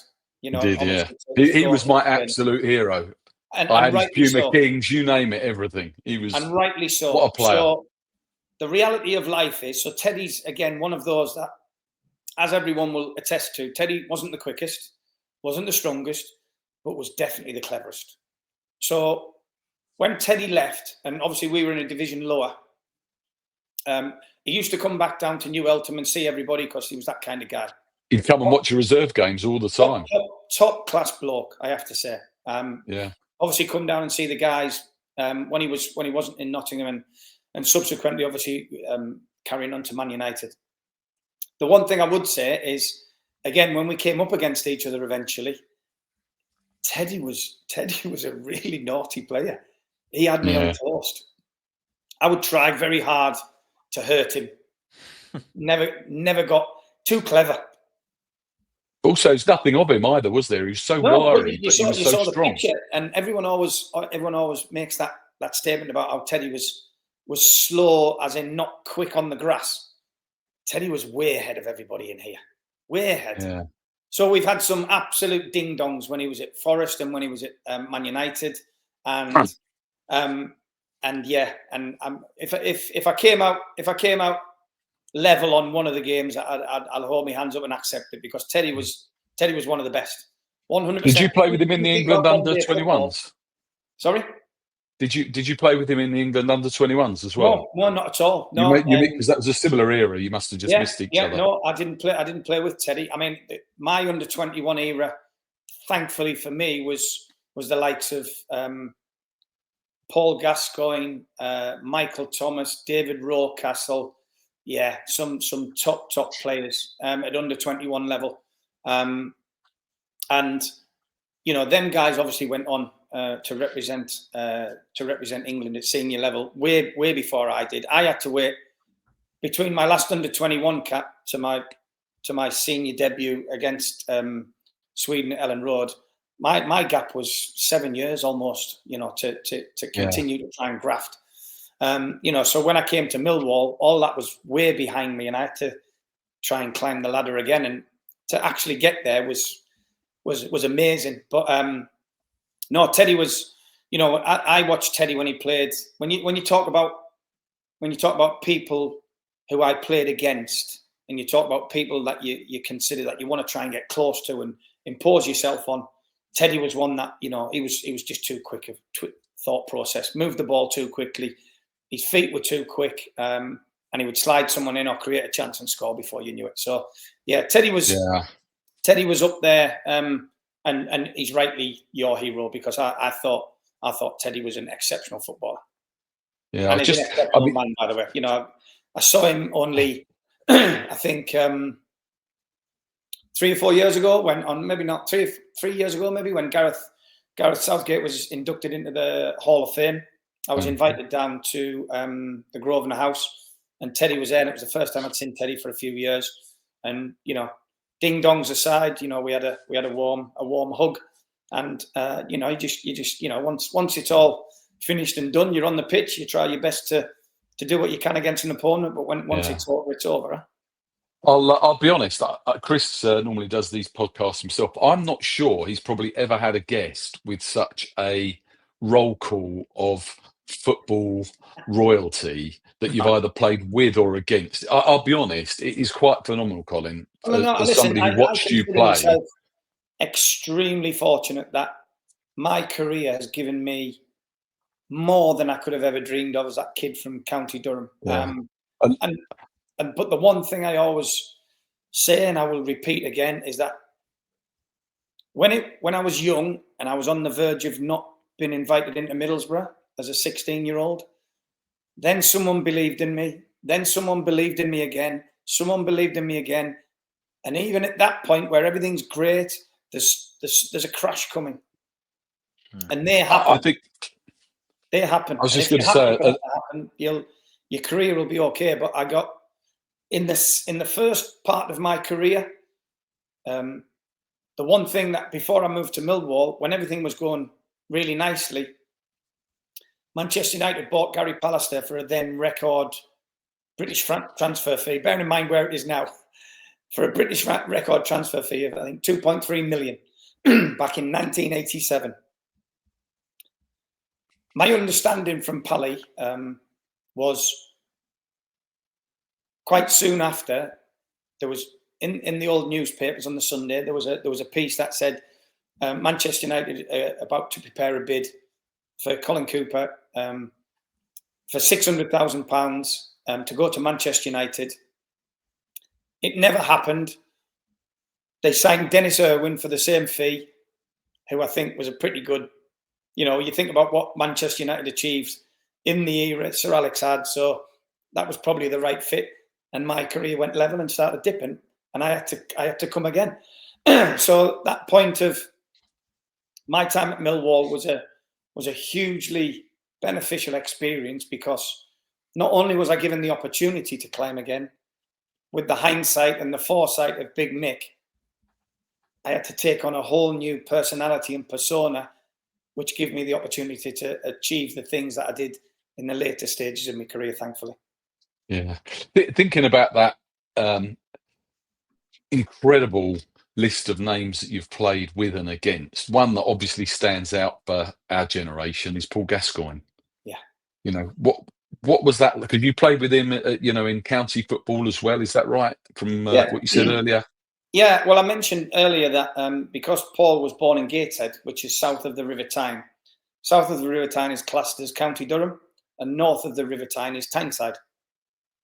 So if you're born south of the river, you're in County Durham. So we played against each other as kids at 10, 11, when he went to a school called Hillhead in Dunstan, in Gateshead. So we played against each other. So we always remember Gazza as the little chubby kid who was really gifted, playing for Hillhead. My school team were the best in the county, so we won the county cup. But we'd always play Hillhead in the very latter stages, if not in the final. And Gazza was always the best player, other than a guy who I used to play with, who was a guy called Andrew Strong, who made his debut for Middlesbrough way before I did, who was an unbelievable left winger. Unfortunately, his career never quite kicked off when he got injured at 23, 24. But Gazza was always the one who was the gifted one. We played together for County Durham. The county team is between 13, 14, 15 before you leave school. So we played together. Again, I was this little scrawny kid playing in the centre midfield. He was just a superstar then, and he was only a little chubby kid from Gateshead, and I'm a little scrawny kid from County Durham. But you could tell that he was going to be a superstar. He then went on to play for a boys' club called Rioch, where a lot of the superstars from Tyneside and Newcastle played for on a Sunday. A lot of them played for Rioch Boys Club. A lot of them played for Wallsend Boys Club. Gazza played for Rioch, and then obviously went on to play for Newcastle. And we've had many conversations. We were lucky enough.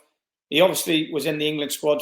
I played with him at 21s, and he was in the England squad when I played for the seniors. And he came to Middlesbrough in the later stages of his career. And we've always reminisced about certain things. And he was the best footballer of my generation by a million miles. And I know a lot of people say it, but I genuinely mean it hand on heart. There isn't there hasn't been a better footballer in my generation than Paul Gascoigne, and that includes all the people that we've spoken about. All of the people that we've spoken about will all point to Paul Gascoigne as being the best player of our generation, I would suggest. Unbelievable man, unbelievable character. We all know the stories. We've all heard the stories. And when I speak to him and when I've seen him, he's still that kid from Gateshead. He's still the kid from Dunstan. And if you need a quid and he's got a quid, you're having the quid and he doesn't really care. That kind of guy, yeah. The most. Would you have matched up with him in the youth football, both in midfield then? Yes and no, because when I went into the youth team at Middlesbrough, we played against Newcastle in the Northern Intermediate League, as it was back in the day. He was playing as a central midfield player, but Willie Madron had converted me into that sweeper role I was telling you about. Right. Yeah. So, but we had a couple of guys from Newcastle who hadn't signed for Newcastle who came down, and they were actually Gazza's best mates. A lad called Keith Spraggan, who never quite made it to the top, and another guy called David Charlton, who was kind of a lefty. Them came down from Newcastle to Middlesbrough, and they were Gazza's best mates. But yeah, so we played against each other. He got into Newcastle's team. I was in Middlesbrough's first team. He moved to Tottenham. We played against each other again, and we always, and then at under 21s and seniors. And the one thing I've always said, and it's the most humbling thing, is while some of the things that Paul Gascoigne achieved, I could only dream of reaching them heights. But the one thing I always said is that I wouldn't swap his life for my life, which is a fact. And that's very hard to say. I wouldn't have coped with all of the adulation and been chased, and and Gaz is still that kid from Gateshead, and I'm still the kid from County Durham. But the way things happened for Gazza, from the World Cup in 1990, I guess, onwards, I'm not sure I could have dealt with. So I've always said to him, I'm very jealous of you being the player that you were, because you were so gifted and brilliant. But I would never swap my life for his life. Very, very gifted, talented player. And Millwall, of course, signed the next Paul Gascoigne in Ian Bogie. Yeah, who I guess you must have played with as he was at Wallsend as well, wasn't he? Yeah. Well, I work with Ian now. I work in Leeds, and Ian works up in Northumberland University. So we work for the same. Right. Do you really? Well, okay. Yeah. So I've kept in touch with Bogues for a lot of years. Again, fabulous guy.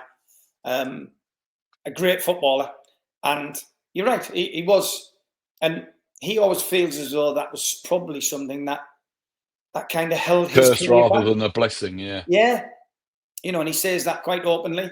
When we're doing talks and we're doing interviews and stuff, being classed as the next Gazza probably didn't help, because there's an expectation. Instead of Bogues allowed to be Ian Bogie, he was the next Gazza. He was a really talented footballer. And when he came to Millwall, obviously Bogues was a real scurrier, technically very gifted, could play a pass, find a pass, could score a goal. But he was trying to find his own way, his own pathway. Having to come out of Newcastle, his beloved Newcastle, where it hadn't quite worked the way he wanted it to. But we, like I said, we still talk fondly about everything, and we're lucky that we can see each other on a regular basis now, because we work for the same company. Yeah, it's lovely. We were very lucky, because obviously, was his nickname Nookie Bear? Was that Paul Kerr? That was Paul Kerr, yes, Nookie. Yeah, Paul Kerr. So we were very lucky to get kind of you three. Paul Kerr, I really enjoyed watching him. He was a very talented player. The lucky part of that was when Bruce Rioch came to Middlesbrough. He'd previously been working at Aston Villa before he'd gone on his own coaching and journey to Torquay, and then he got the job at Middlesbrough as a coach first, before the manager. So he knew some of the Aston Villa players. So when Middlesbrough went into liquidation, he brought in Paul, and he brought in another guy called Dean Glover, and another guy who was a reserve goalkeeper called Kevin Poole. So we had that connection with Aston Villa. And then with another guy called Mark Burke. So we had that Villa connection. So when Paul was probably very similar to me in the fact that when he came to Middlesbrough, we had our really good spell. He probably had a similar time in his career to me. So I think when Bruce went calling, he was very happy to come and play for Bruce again, because Bruce knew him, understood him, knew the intricacies of where to play him, how to play him. So when Nucky pitched up at Millwall as well, like I say, we had a little northern outpost in the southeast of London. And Yeah, that's actually, it's been a bit of a thing, hasn't it, Phil? Like, we've always had, in recent years, we've had like little groups of northern lads, obviously Gregory, Beavers, Chris Taylor. Obviously now we've got we had Honeyman, didn't we, before, and Duncan Watmore and things like that. So we've had Byron that. and Gregors, Byron, yeah. So yeah, there's always a home. There's always a home. Colin, I'm really conscious we've been going for some time now, and we could go in all sorts of different directions. We haven't talked about your England coaching career, the fact you've been in China or whatever, but I do really want to talk about the Finley Cooper Fund. I really want to talk about that. So obviously 2002 you sadly lost your son, and obviously you in 2005, I believe, you started the Finley Cooper Fund. And I mean, I incredible, phenomenal achievement. You raised over £750,000 for charities, which anyone listening to this, it's actually bringing goosebumps to me, mate. So phenomenal thing that you've done there. Tell us a little bit about the charity. I know you kind of close it down, I think, in 2018. Tell us a little bit about that. Tell us about the Dragonfly. Jason was very kind enough to lend me this for tonight. Straight away, of course, yeah. So yeah, just tell us a little bit about that, if you don't mind, Colin. Well, the Dragonfly, the symbol became something that for myself, for my family, extended family, friends. On the evening that unfortunately we lost Finn, I'd been playing in a FA Cup tie against Manchester United on the Saturday. We beat them. And on the way home, I bumped into a neighbour who was keen on football, wound car window down, and he said, "Oh, I thought you'd have been out celebrating. You've just beaten Manchester United." And I said, "Well, try telling that to my wife and 4 kids who are in the house there where I'm going, that I should be out celebrating." I said, that's where I need to be. It turned out to be the worst night of my life, obviously. I was 35 years of age. Finn had been playing with his sisters in the bedroom, and had somehow a screw had dislodged, and he tried to swallow it, and the girls had taken it off him. He'd somehow managed to find it, and then he'd swallowed it again. And through all the stuff that we tried, first aid, Heimlich, the pats on the back, slapping the middle of the back to try and release it, this thing wouldn't move. Rushed him down to a nursing home, which was about 100 yards down the road from where we lived. Asked for some assistance. The nurses down there tried their hardest to resuscitate. In the ambulance going to the hospital, they tried to resuscitate. The unfortunate thing was we were told he'd probably gone before we'd have left the house. So yeah, that became horrific. It was horrific. On that night, we were in the hospital in Harrogate, and I was given a book, and it was called Dragonflies. And it was basically the story. It was called Water Bugs and Dragonflies. I think it was by a lady called Doris Strickland. And it was basically the story of how the water bugs would be in the pond together, and they would play. And then one day, one of the water bugs climbed up a reed, disappeared above the surface, turned into a dragonfly, flew away, and couldn't come back to everybody. So it became an immediate thing that we all grasped onto as a symbol of him to us. So we all have them, in whatever shape or form. When we formed the charity, when I retired in 2006, we knew what it was going to be. So we got a graphic designer to come up with the Finley Cooper Fund with the Dragonfly. Originally, it was going to be the Dragonfly Fund, but these weird things happen. We tried to register the Dragonfly Fund as a charity, and somebody had taken that name 2 weeks before. So when we sat down and had conversations, it felt right that we name it after Finn, so it became the Finley Cooper Fund. FCF and the Dragonfly was the symbol. And yet we at that point, so this was 4 years later, it was a great group of people. Jason Pickering, who's someone I've kept in touch with from my time back at Millwall, became a really strong supporter and advocate. And I will tell you a story which was incredible from the fans of the Mighty Lions. When we started the charity, the idea was just to try and do something good in his name, because the reality of it is, with all of the charities that are out there for children, Finley wasn't ill. You know, it was a horrific accident and a horrific incident. So we basically said we didn't want a pigeonhole.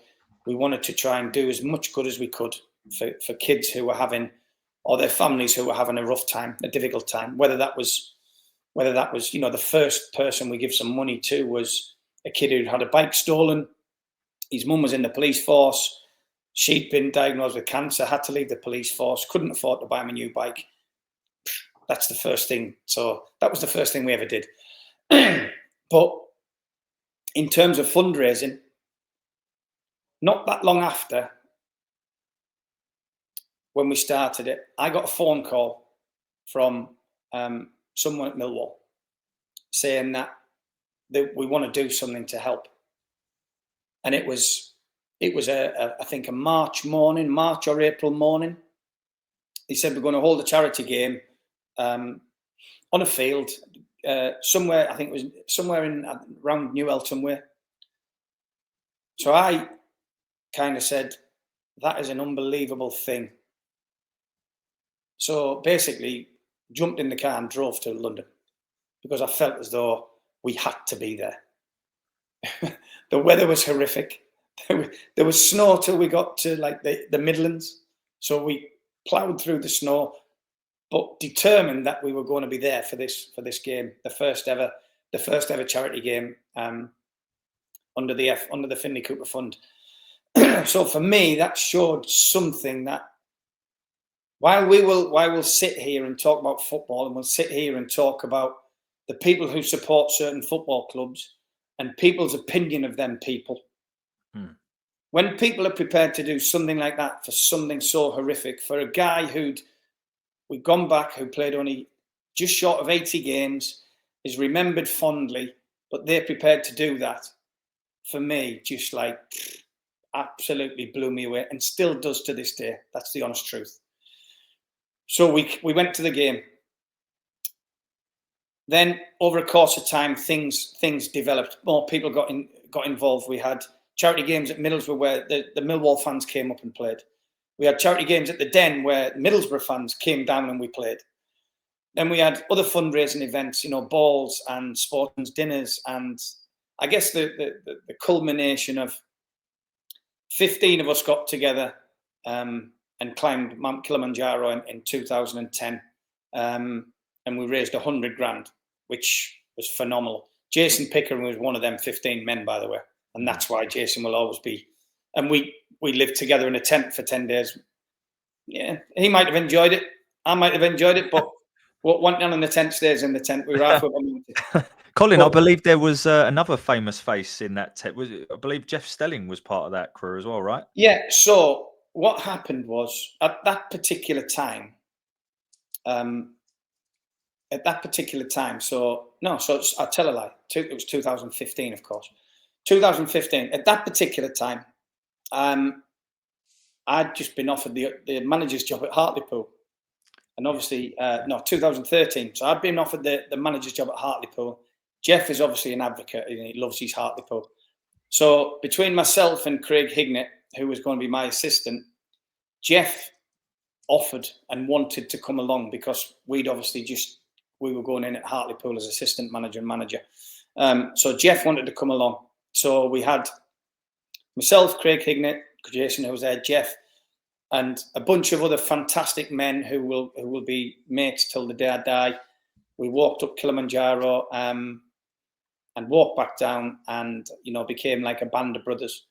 But within this context, the guys who I have to mention, Jason was always a strong supporter of us, but the former commercial manager at Middlesbrough, Graham Fordy, a guy called Nick Waits, who was an accountant, and a solicitor by the name of Lee Bramley. They were the three guys who, alongside myself and my ex-wife, we formed the Finley Cooper Fund back in 2006, and managed to do all of that and support so many, going back to the start, support so many families and young people who were going through a difficult time. Doesn't have to be illness, because he wasn't ill, just to try and help and support families who were trying to do something positive for their children in difficult times. Before, the reason we closed it down is Finley would have been turning 19. So he wasn't a child anymore. So we decided that was probably the appropriate time to kind of close the charity in 2019. But as you say, we were very privileged and proud that we as a group, with our extended Finley Cooper Fund family, had managed to raise over 700 grand and do some good for some kids and their families. And it creates a legacy for Finn, which obviously is a massive thing for me. Well, I think anyone who's just heard that will have goosebumps, and also that's such a touching story, Colin. So thank you so much for sharing. And am I right in saying that your final donation, was it to Mind Charity? Is that? It's called Maine. Yeah, strangely enough, I already had a message from them. Sorry, not Mind. Maine. Sorry. Ago, yeah. So a lot of our stuff, again, we spread ourselves far and wide. But there was an autism charity in the centre of Middlesbrough called Maine, and they were struggling for funds. So we'd supported them before.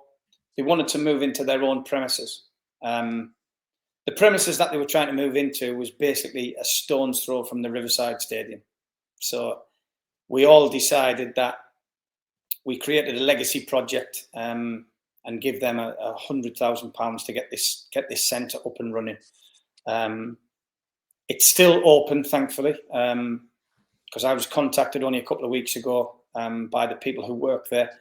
They are struggling. They are struggling for funding at the moment for autism in the Teesside area. But fingers crossed, they'll get some government funding as well, and the charity, which is called the Finley Cooper Centre, can hopefully stay open and continue to do some good things in the Teesside area.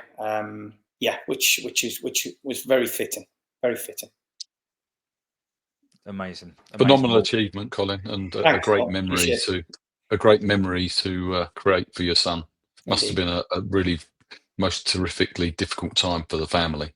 Yeah, absolutely. But the one thing we always said is we wanted to try and do something good, and we couldn't do anything about the horrific incident. As much as we tried, we couldn't do anything about that. So we all decided, with my three daughters, my ex-wife, and all of the extended Finley Cooper family, we decided that we wanted to do something for good, and by doing that, it keeps us alive with him, and it keeps him alive with everybody else, which is amazing. Amazing, absolutely phenomenal story. Truly incredible. It's not often I'm lost for words, but here we are. So what I'm going to do is I'm going to do what I always do and segue and use someone else's words. So what I'm going to do, Colin, I'm just so conscious of time, like we could talk forever. So I'm now going to go into kind of what we call our quick fire round, which is basically it's the end of the show, and we've just asked various fans for questions and things like that, and just sort of quick, whatever comes to your mind, just sort of share if that's all right. Of course, yeah, let's do it. Super. All right. So first one up is, who is the best centre half you played alongside? I'd like to say Gary Pallister, because not only have we known each other since we were kids, and we played alongside each other when I was at Middlesbrough, not as a centre half, but I played alongside him on my debut for England. So Gary Pallister is definitely the best centre half I played alongside. Gary Pallister. Okay. Rhino a close second, I'm sure. It's not a bad shout, that, is it? Close. Steve Chettle a very close third. Rhino a close second. Yeah, some good ones. But Pally was amazing and was a top class player. Awesome, nice. And then I think you kind of alluded to it earlier, but if you had to pick one forward that you really hated playing against, just one, who would it be? Alan Shearer. If I had to nail one down, it would be Alan because, I tried very hard over the year, and I didn't actually have a bad record against Alan up until the point where he scores a goal late on when you think you've got him. Yeah, Alan Shearer was a wonderful striker and a very, very tough opponent. Yeah, that's he's an incredible. Another fantastic name to throw out there, isn't it? I'm just like, literally see him every bloody week on Match of the Day. Gary Pallister, Alan Brazil, Alan Shearer, you name it, they're all there, aren't they? Incredible. Question from John, who's a big follower of the channel. Not only that, a huge donator to charity. So want to make sure we get this one in for sure. Top man, John. Best player that you played with. And ideally, maybe if it's not a Millwall player, add a Millwall player in there if you can. Well, I can add a Millwall player in quite easily because I always say if you look at the time I was there, and I know it wasn't the best time in his life or career, but Alex Ray was a fabulous footballer who had this unreal, uncanny knack. He could score from distance, either foot. He made late runs into the box and scored. And again, I'm sure Alex would because we've been lucky enough to work with each other since, he'd be very happy to say it wasn't the proudest time of his life, but in a Millwall shirt, top class. I always say it's a very difficult one because I've been lucky enough to play alongside Gazza, who was the best player, but I didn't play alongside Gazza for very long. The most technically gifted footballer I ever played alongside was a German international called Christian Ziege. I remember when he came to Middlesbrough, he left foot, right foot, played for Bayern Munich. We were so lucky to have him. He was a wow of a footballer. And I've played with some really talented, individual, skillful players. But when I look at Christian Ziege as both a man, technically gifted footballer, Christian Ziege was world class. Yeah, I do remember him. That's another, but not a name that I would. He went from Middlesbrough to Spurs, so maybe that might be. And he had some injury issues later on in his career. But if you watch him playing for Bayern Munich and Germany, unbelievable. Wow. Yeah. God, I remember him. Nick Callahan, another good friend of the show, absolute top man. Again, does wonders for charities. He says, Coops, for me, is one of our best ever centre halves. His Boro and Millwall teammate, Paul Kerr, was also very good for us, who we talked about earlier. Did he recommend any of his Boro teammates to Millwall? Or if not, is there anyone he thinks that played at Boro that would have made a great player for Millwall? Yeah, there is one. So if you're talking about Boro teammates, the unfortunate thing is, again, he was another player whose career got cut short through injury. But he's the only man that I've ever seen go face to face with Terry Hurlock. And he was a Scottish guy called Gary Hamilton, who I'm still really close friends with to this day. He was a bull of a player. Could score, could create, but was an absolute bull of a player. So when we played Millwall at Ayresome Park back in the day, he's the only one I've ever seen. And you know how Terry used to just stare through your soul? If he squared up with anybody, he would just stare through you and you're just thinking, this guy's going to kill me. Gary Hamilton stood eyeballing Terry Hurlock, and he's the only one I've ever seen it, and he didn't flinch. I'm not saying he would have flinched. I'm not saying Terry wouldn't have battered him, but Hammy was a terrific footballer, and he's the only one I've ever seen go square eye to eye with Terry Hurlock. So a braver man than me. Yeah, fair play. He deserves to be in that list. Right. And then finally, from me, from Jeff, another incredible friend of the show. He made the jingle at the start, by the way. So nice. If you're dancing to that later on, that's the reason why. He asks, how many games did it take you to realise you know what, I am a centre back. I can play here. I belong here. How what was that kind of? Was it instant, or did it take a certain period of time?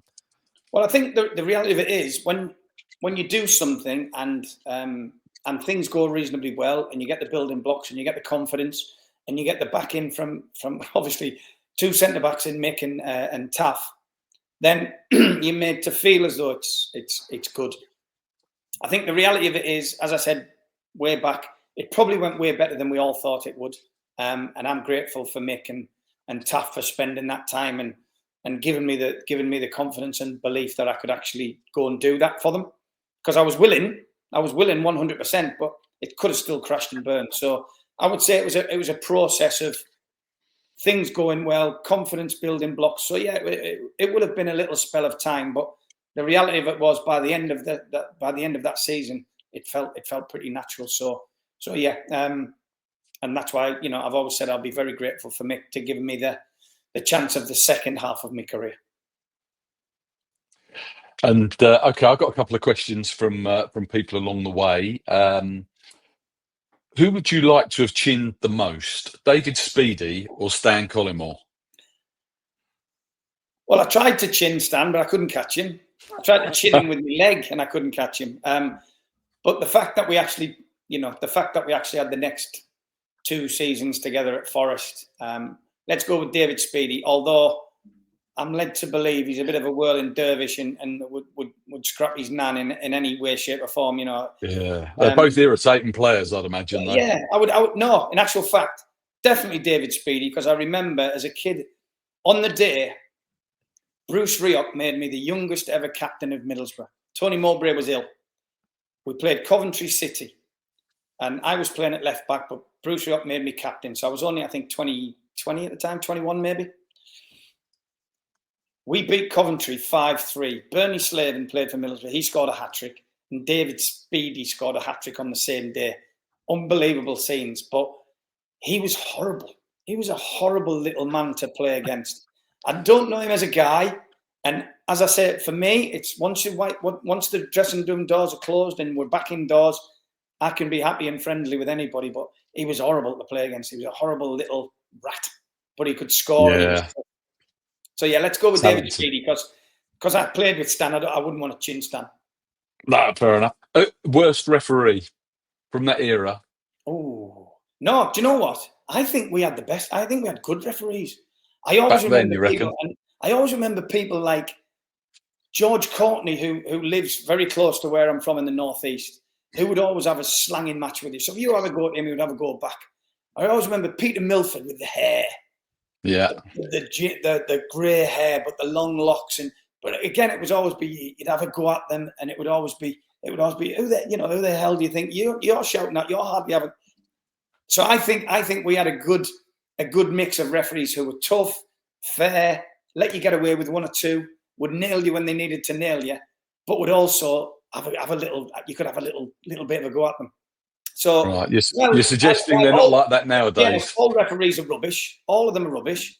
But let's just give them a pat on the back and say at least he had some personality and were allowed to ref the game in a human way. Yeah. Very different to today. And I guess one subject we haven't really talked about, we don't need to cover it in great detail because of the subject. Did Steve Harrison really do what they say he did? Yes. Yes, he did. He did. Which is something okay. I feel guilty about to this day, because when I came into Millwall, Bruce made me captain, which we said earlier probably didn't help either of us. But I'd worked with Harry when I was playing for England under 21s. He was working with the senior men's national team at the time. So we had an away game at Ipswich. I badgered Harry and I said, "Oh, you do all," because he, without going into too much detail, Harry had an act that he could few party perform, tricks, and he was very good at it. But I badgered Harry and I said, "Oh, you do it for the England boys. Why won't you do it for the Millwall boys?" So we had an away trip at Ipswich. Got all the players into one room and locked the door, and we got Harry to do the act. right? And he performed the act, and it was the most unbelievable experience. Really funny, grotesque in many ways, but unbelievable. But Harry, again, I reiterate, is one of the best guys I've ever met in football. The unfortunate thing was that we were too loud. So somebody reported us for making a lot of noise in the hotel. Subsequently found out what had happened, and that was unfortunately Steve's last game for Millwall. So while I've worked with Harry since, I kind of pushed and prodded and poked to try and get him to perform for the Millwall boys, and he did. And I wish I hadn't. But no, I understand. Harry's he's a great guy, one of the best coaches I've ever worked with. Certainly the best defensive coach I've ever worked with. But he was the most funny, genuine guy, and he wanted to make us feel really good on a Friday night in a hotel in Ipswich before we played them, and it backfired us on us all, unfortunately. So, no, yes, no, okay, well, yeah, well, he did do it then. That's fine. Okay, we can leave that there. The last one, leave it there. Yeah, indeed. The last one, John McGinley, discuss. Goes to Bolton, becomes a hero, scores like 1 in 2 in a couple of 100 games, and gets like 10 in 50 for us. Yeah, just wrong club, wrong time. The reality of it is, when I came to Millwall and I moved in, first of all, I was in a hotel in Bromley for the first month or so, and then rented a flat in Beckenham. But as you do, I'd only just been married. I was expecting first child, and so I wanted to put some roots down. So went house searching, and because we had the training ground in New Eltham, was kind of looking around Orpington, Locksbottom, towards Bromley. Anyway, found a lovely house on a road called Lakeside Drive, just outside of Locksbottom. My wife's parents live there. Really? So here you go. So here's the story, and this is a genuine story. So me and my wife go to view the house, and the house is lovely.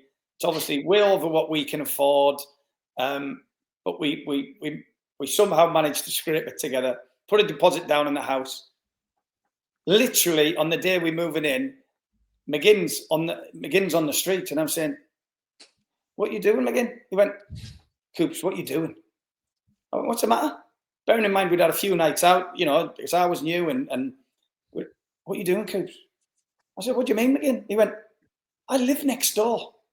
He said, "How can we possibly duck out and dive out and go and have a few beers on the sly when my wife and the boys are next door and your wife's in the house?" He said, "What have you done? You've ruined my life." So yeah, we lived next door to each other on Lakeside Drive, near just outside of Lockbottom for a year. And then Coops, I've got to move. I've got to get away. And he moved to Bolton. Yeah. And as you say, went and scored for fun. Yeah, incredible. Again, obviously. Indeed.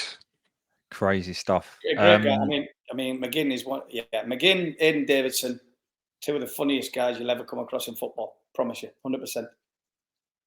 Did you enjoy the social life in Bromley? I guess you would have been in Henry's at the time, Jasmine's. The honest truth is, Phil, I enjoyed the social life as much as I could, but yeah, I really, and I mean this genuinely, I really enjoyed it when we used to go on the Old Kent Road. Yeah, okay, yeah. I used to be in the pubs and the players would all turn up. Whatever, we had a couple of dark nights up Old Kent Road, but yeah, the atmosphere was good, and you know what? The one thing again, you're going back to the perceptions of people who support certain clubs and people's perceptions of them people. The Millwall fans, in my opinion, have always been unbelievable. When the players were out, when the players were on the pitch, they've always been very respectful. If we didn't play well enough, they've got every right to have a go at us. But I promise you, if we ever bumped into any of them on a players' night out or on a night out, unbelievable people. So yeah, the Gin Palace on the Old Kent Road was we had a couple of nights in there once upon a while ago. Yeah, it's funny, isn't it? That era. I used to go in the Gin Palace, and a good friend of mine at the time, Graham, his uncle Kim was the manager or the owner. I can't remember now. Anyway, it's like probably about 1990, and it was almost like the players came looking for the fans. They wanted a night out with the fans. They came to us, whereas I kind of guess the era now is that, everybody's looking for the players. It's the other way around. Yeah, but I think back in them days, it was a case of, and it was very similar when we were young kids at Middlesbrough. By the way, it was nothing unusual that it became like a bond of brothers thing, because everybody likes a night out. If you support that team, if the players show that they're human beings, they're humble, they're respectful, they like a beer, they have a laugh, they get involved with the fans, and there's no there's no kind of egos, and all the egos are put to the side, and you just have a good night out together. Then I think that's a bonding issue between players and fans, and why not at the right time? Yeah. At the right time. Yeah, I remember being in the Ancient Foresters one night. I think it was, and it was a charity thing, and like all the Millwall players turned up, and they were so generous. Teddy turned up, and he brought Neil Ruddock with him, and it was just, I don't know, it was just a different era. It just wouldn't happen now. I can't imagine. And by the same token, I wouldn't want it to happen now. I think the advent of mobile phones and people not having much privacy, that kind of thing. So you wouldn't be allowed to have that kind of experience anymore, because someone would be capturing it, and the fans would be in trouble, the players would be in trouble. So let's leave it where it was, because it was a good time, some good people. The reality of it is it can't happen now because people won't allow it to happen. Good point. But that doesn't mean that it's not and couldn't be a good thing. I just think it's best left where it was, because it was really good. And I reiterate, when we were kids at Middlesbrough, we did the same with the Boro fans, because we were young and we wanted to go out and enjoy ourselves. And it wasn't dissimilar at the right times. As a group of players, as a group of fans, you're in the vicinity of where the club is, down the Old Kent Road. Why not? And as long as it's done in the context of for the right reasons and for the right things, and you're having a good time. And yeah, it might get a bit rowdy from time to time, but yeah, it creates a bond. Knowing that you're a human and you see the fans and the fans see you, and you're all kind of mixed in. And yeah, you can have a couple of beers, but it's all done as long as you really work your backside off for that club when the next time they see you playing on the pitch on the Saturday at down Coldblow Lane. As long as they see you putting the effort in, they'll have you all day long. That's what I found. No. Well, thank you for that. Pleasure. Yeah, Colin, thank you. I just want to sort of close off by sort of just before I do, actually, just one note I've got here. Was you at Sunderland when we played you in the FA Cup semi-final? I was supposed to play, but Mick was the manager. So I was 37 years of age. The manager at Middlesbrough, Steve McLaren, I was still playing, still part of the first team squad. This is obviously post what happened to me when I was 35. For me, I said, that's it, I'm done. To come back and get on with what you do for a living, obviously helped my mental state. So at 37, I was still involved with the first team squad at Middlesbrough. Didn't want to retire. Mick was at Sunderland, and Mick said, why don't you come play for me for a month, freshen yourself up? So I said, I had the conversations with Steve Harrison, who was at Middlesbrough, the manager, and I said, you're not going to use me, you're not going to play me, so can I go up to Sunderland for a month? Anyway, so at that particular time, unfortunately for me, there was the cup semi-final. So Mick and me had a conversation, and he said, I should play you, Coops, but I have to pick these lads who've done it for me throughout the rounds. I can't just put you into a semi-final at Old Trafford against Millwall, as much as I really want to, he said, because the reality of life is, if I put you in, we've got a better chance of going to where I want to get to, obviously the cup final. So yes, I was there, but I think Mick did exactly the right thing and stuck by the guys who'd been there and had been through all the hard yards to get to the semi-final in the first place. Unfortunately for Sunderland and Mick, unfortunately for you guys, obviously you got the result and got to the cup final. So yes, I was there. Strangely enough. Yeah. Someone told me that yesterday. I wasn't aware of it, so I'm glad I brought that up. True fact. Colin, I guess final thing is, what would you like to say to the Millwall fans? What's your sort of final message to Millwall fans? Well, I think I've kind of said it amongst all the conversation that we've had. I find it very humbling that having only been there for 2 seasons, very honestly and openly said that the first half of the first season wasn't that great. Having only played just short of 80 games, that the people will still hold me in such high esteem. And every time I come back, whether it's on the pitch, in a lounge, or for any of the charity events that they were very kind, the guys were kind enough to attend back in the day for the charity. The reception and the warmth of feeling I get is still exactly how it felt back when I came down. So I'll always feel part of the club. I genuinely only played for 3 clubs. You know, I had that very short spell at Sunderland, but I played for Middlesbrough, obviously over 2 spells, played for Millwall and played for Forest. And I like to feel as though if people respect what you've done and appreciate what you've done, no matter what the duration of time is, then for me, you should feel very humble. And I do. I genuinely do. And I always will. It's a great time in my life and my career. And the fans made me feel as though it was a great time because they supported me and my family, who was very young at the time, through everything. You know, the moving down, the change of managers, and then ultimately the little bit of lift we had. And I do genuinely believe that, been given a bit extra time, that we might have gone on to achieve something together. But all I can ever say is, from the bottom of my heart, thank you. And I'll be back down soon. And I'm looking forward to coming back down because it's been a couple of years now. But I have been officially invited. And I know Horny's desperate for me to get in the lounge again. And Jason's desperate to take me for a night out somewhere.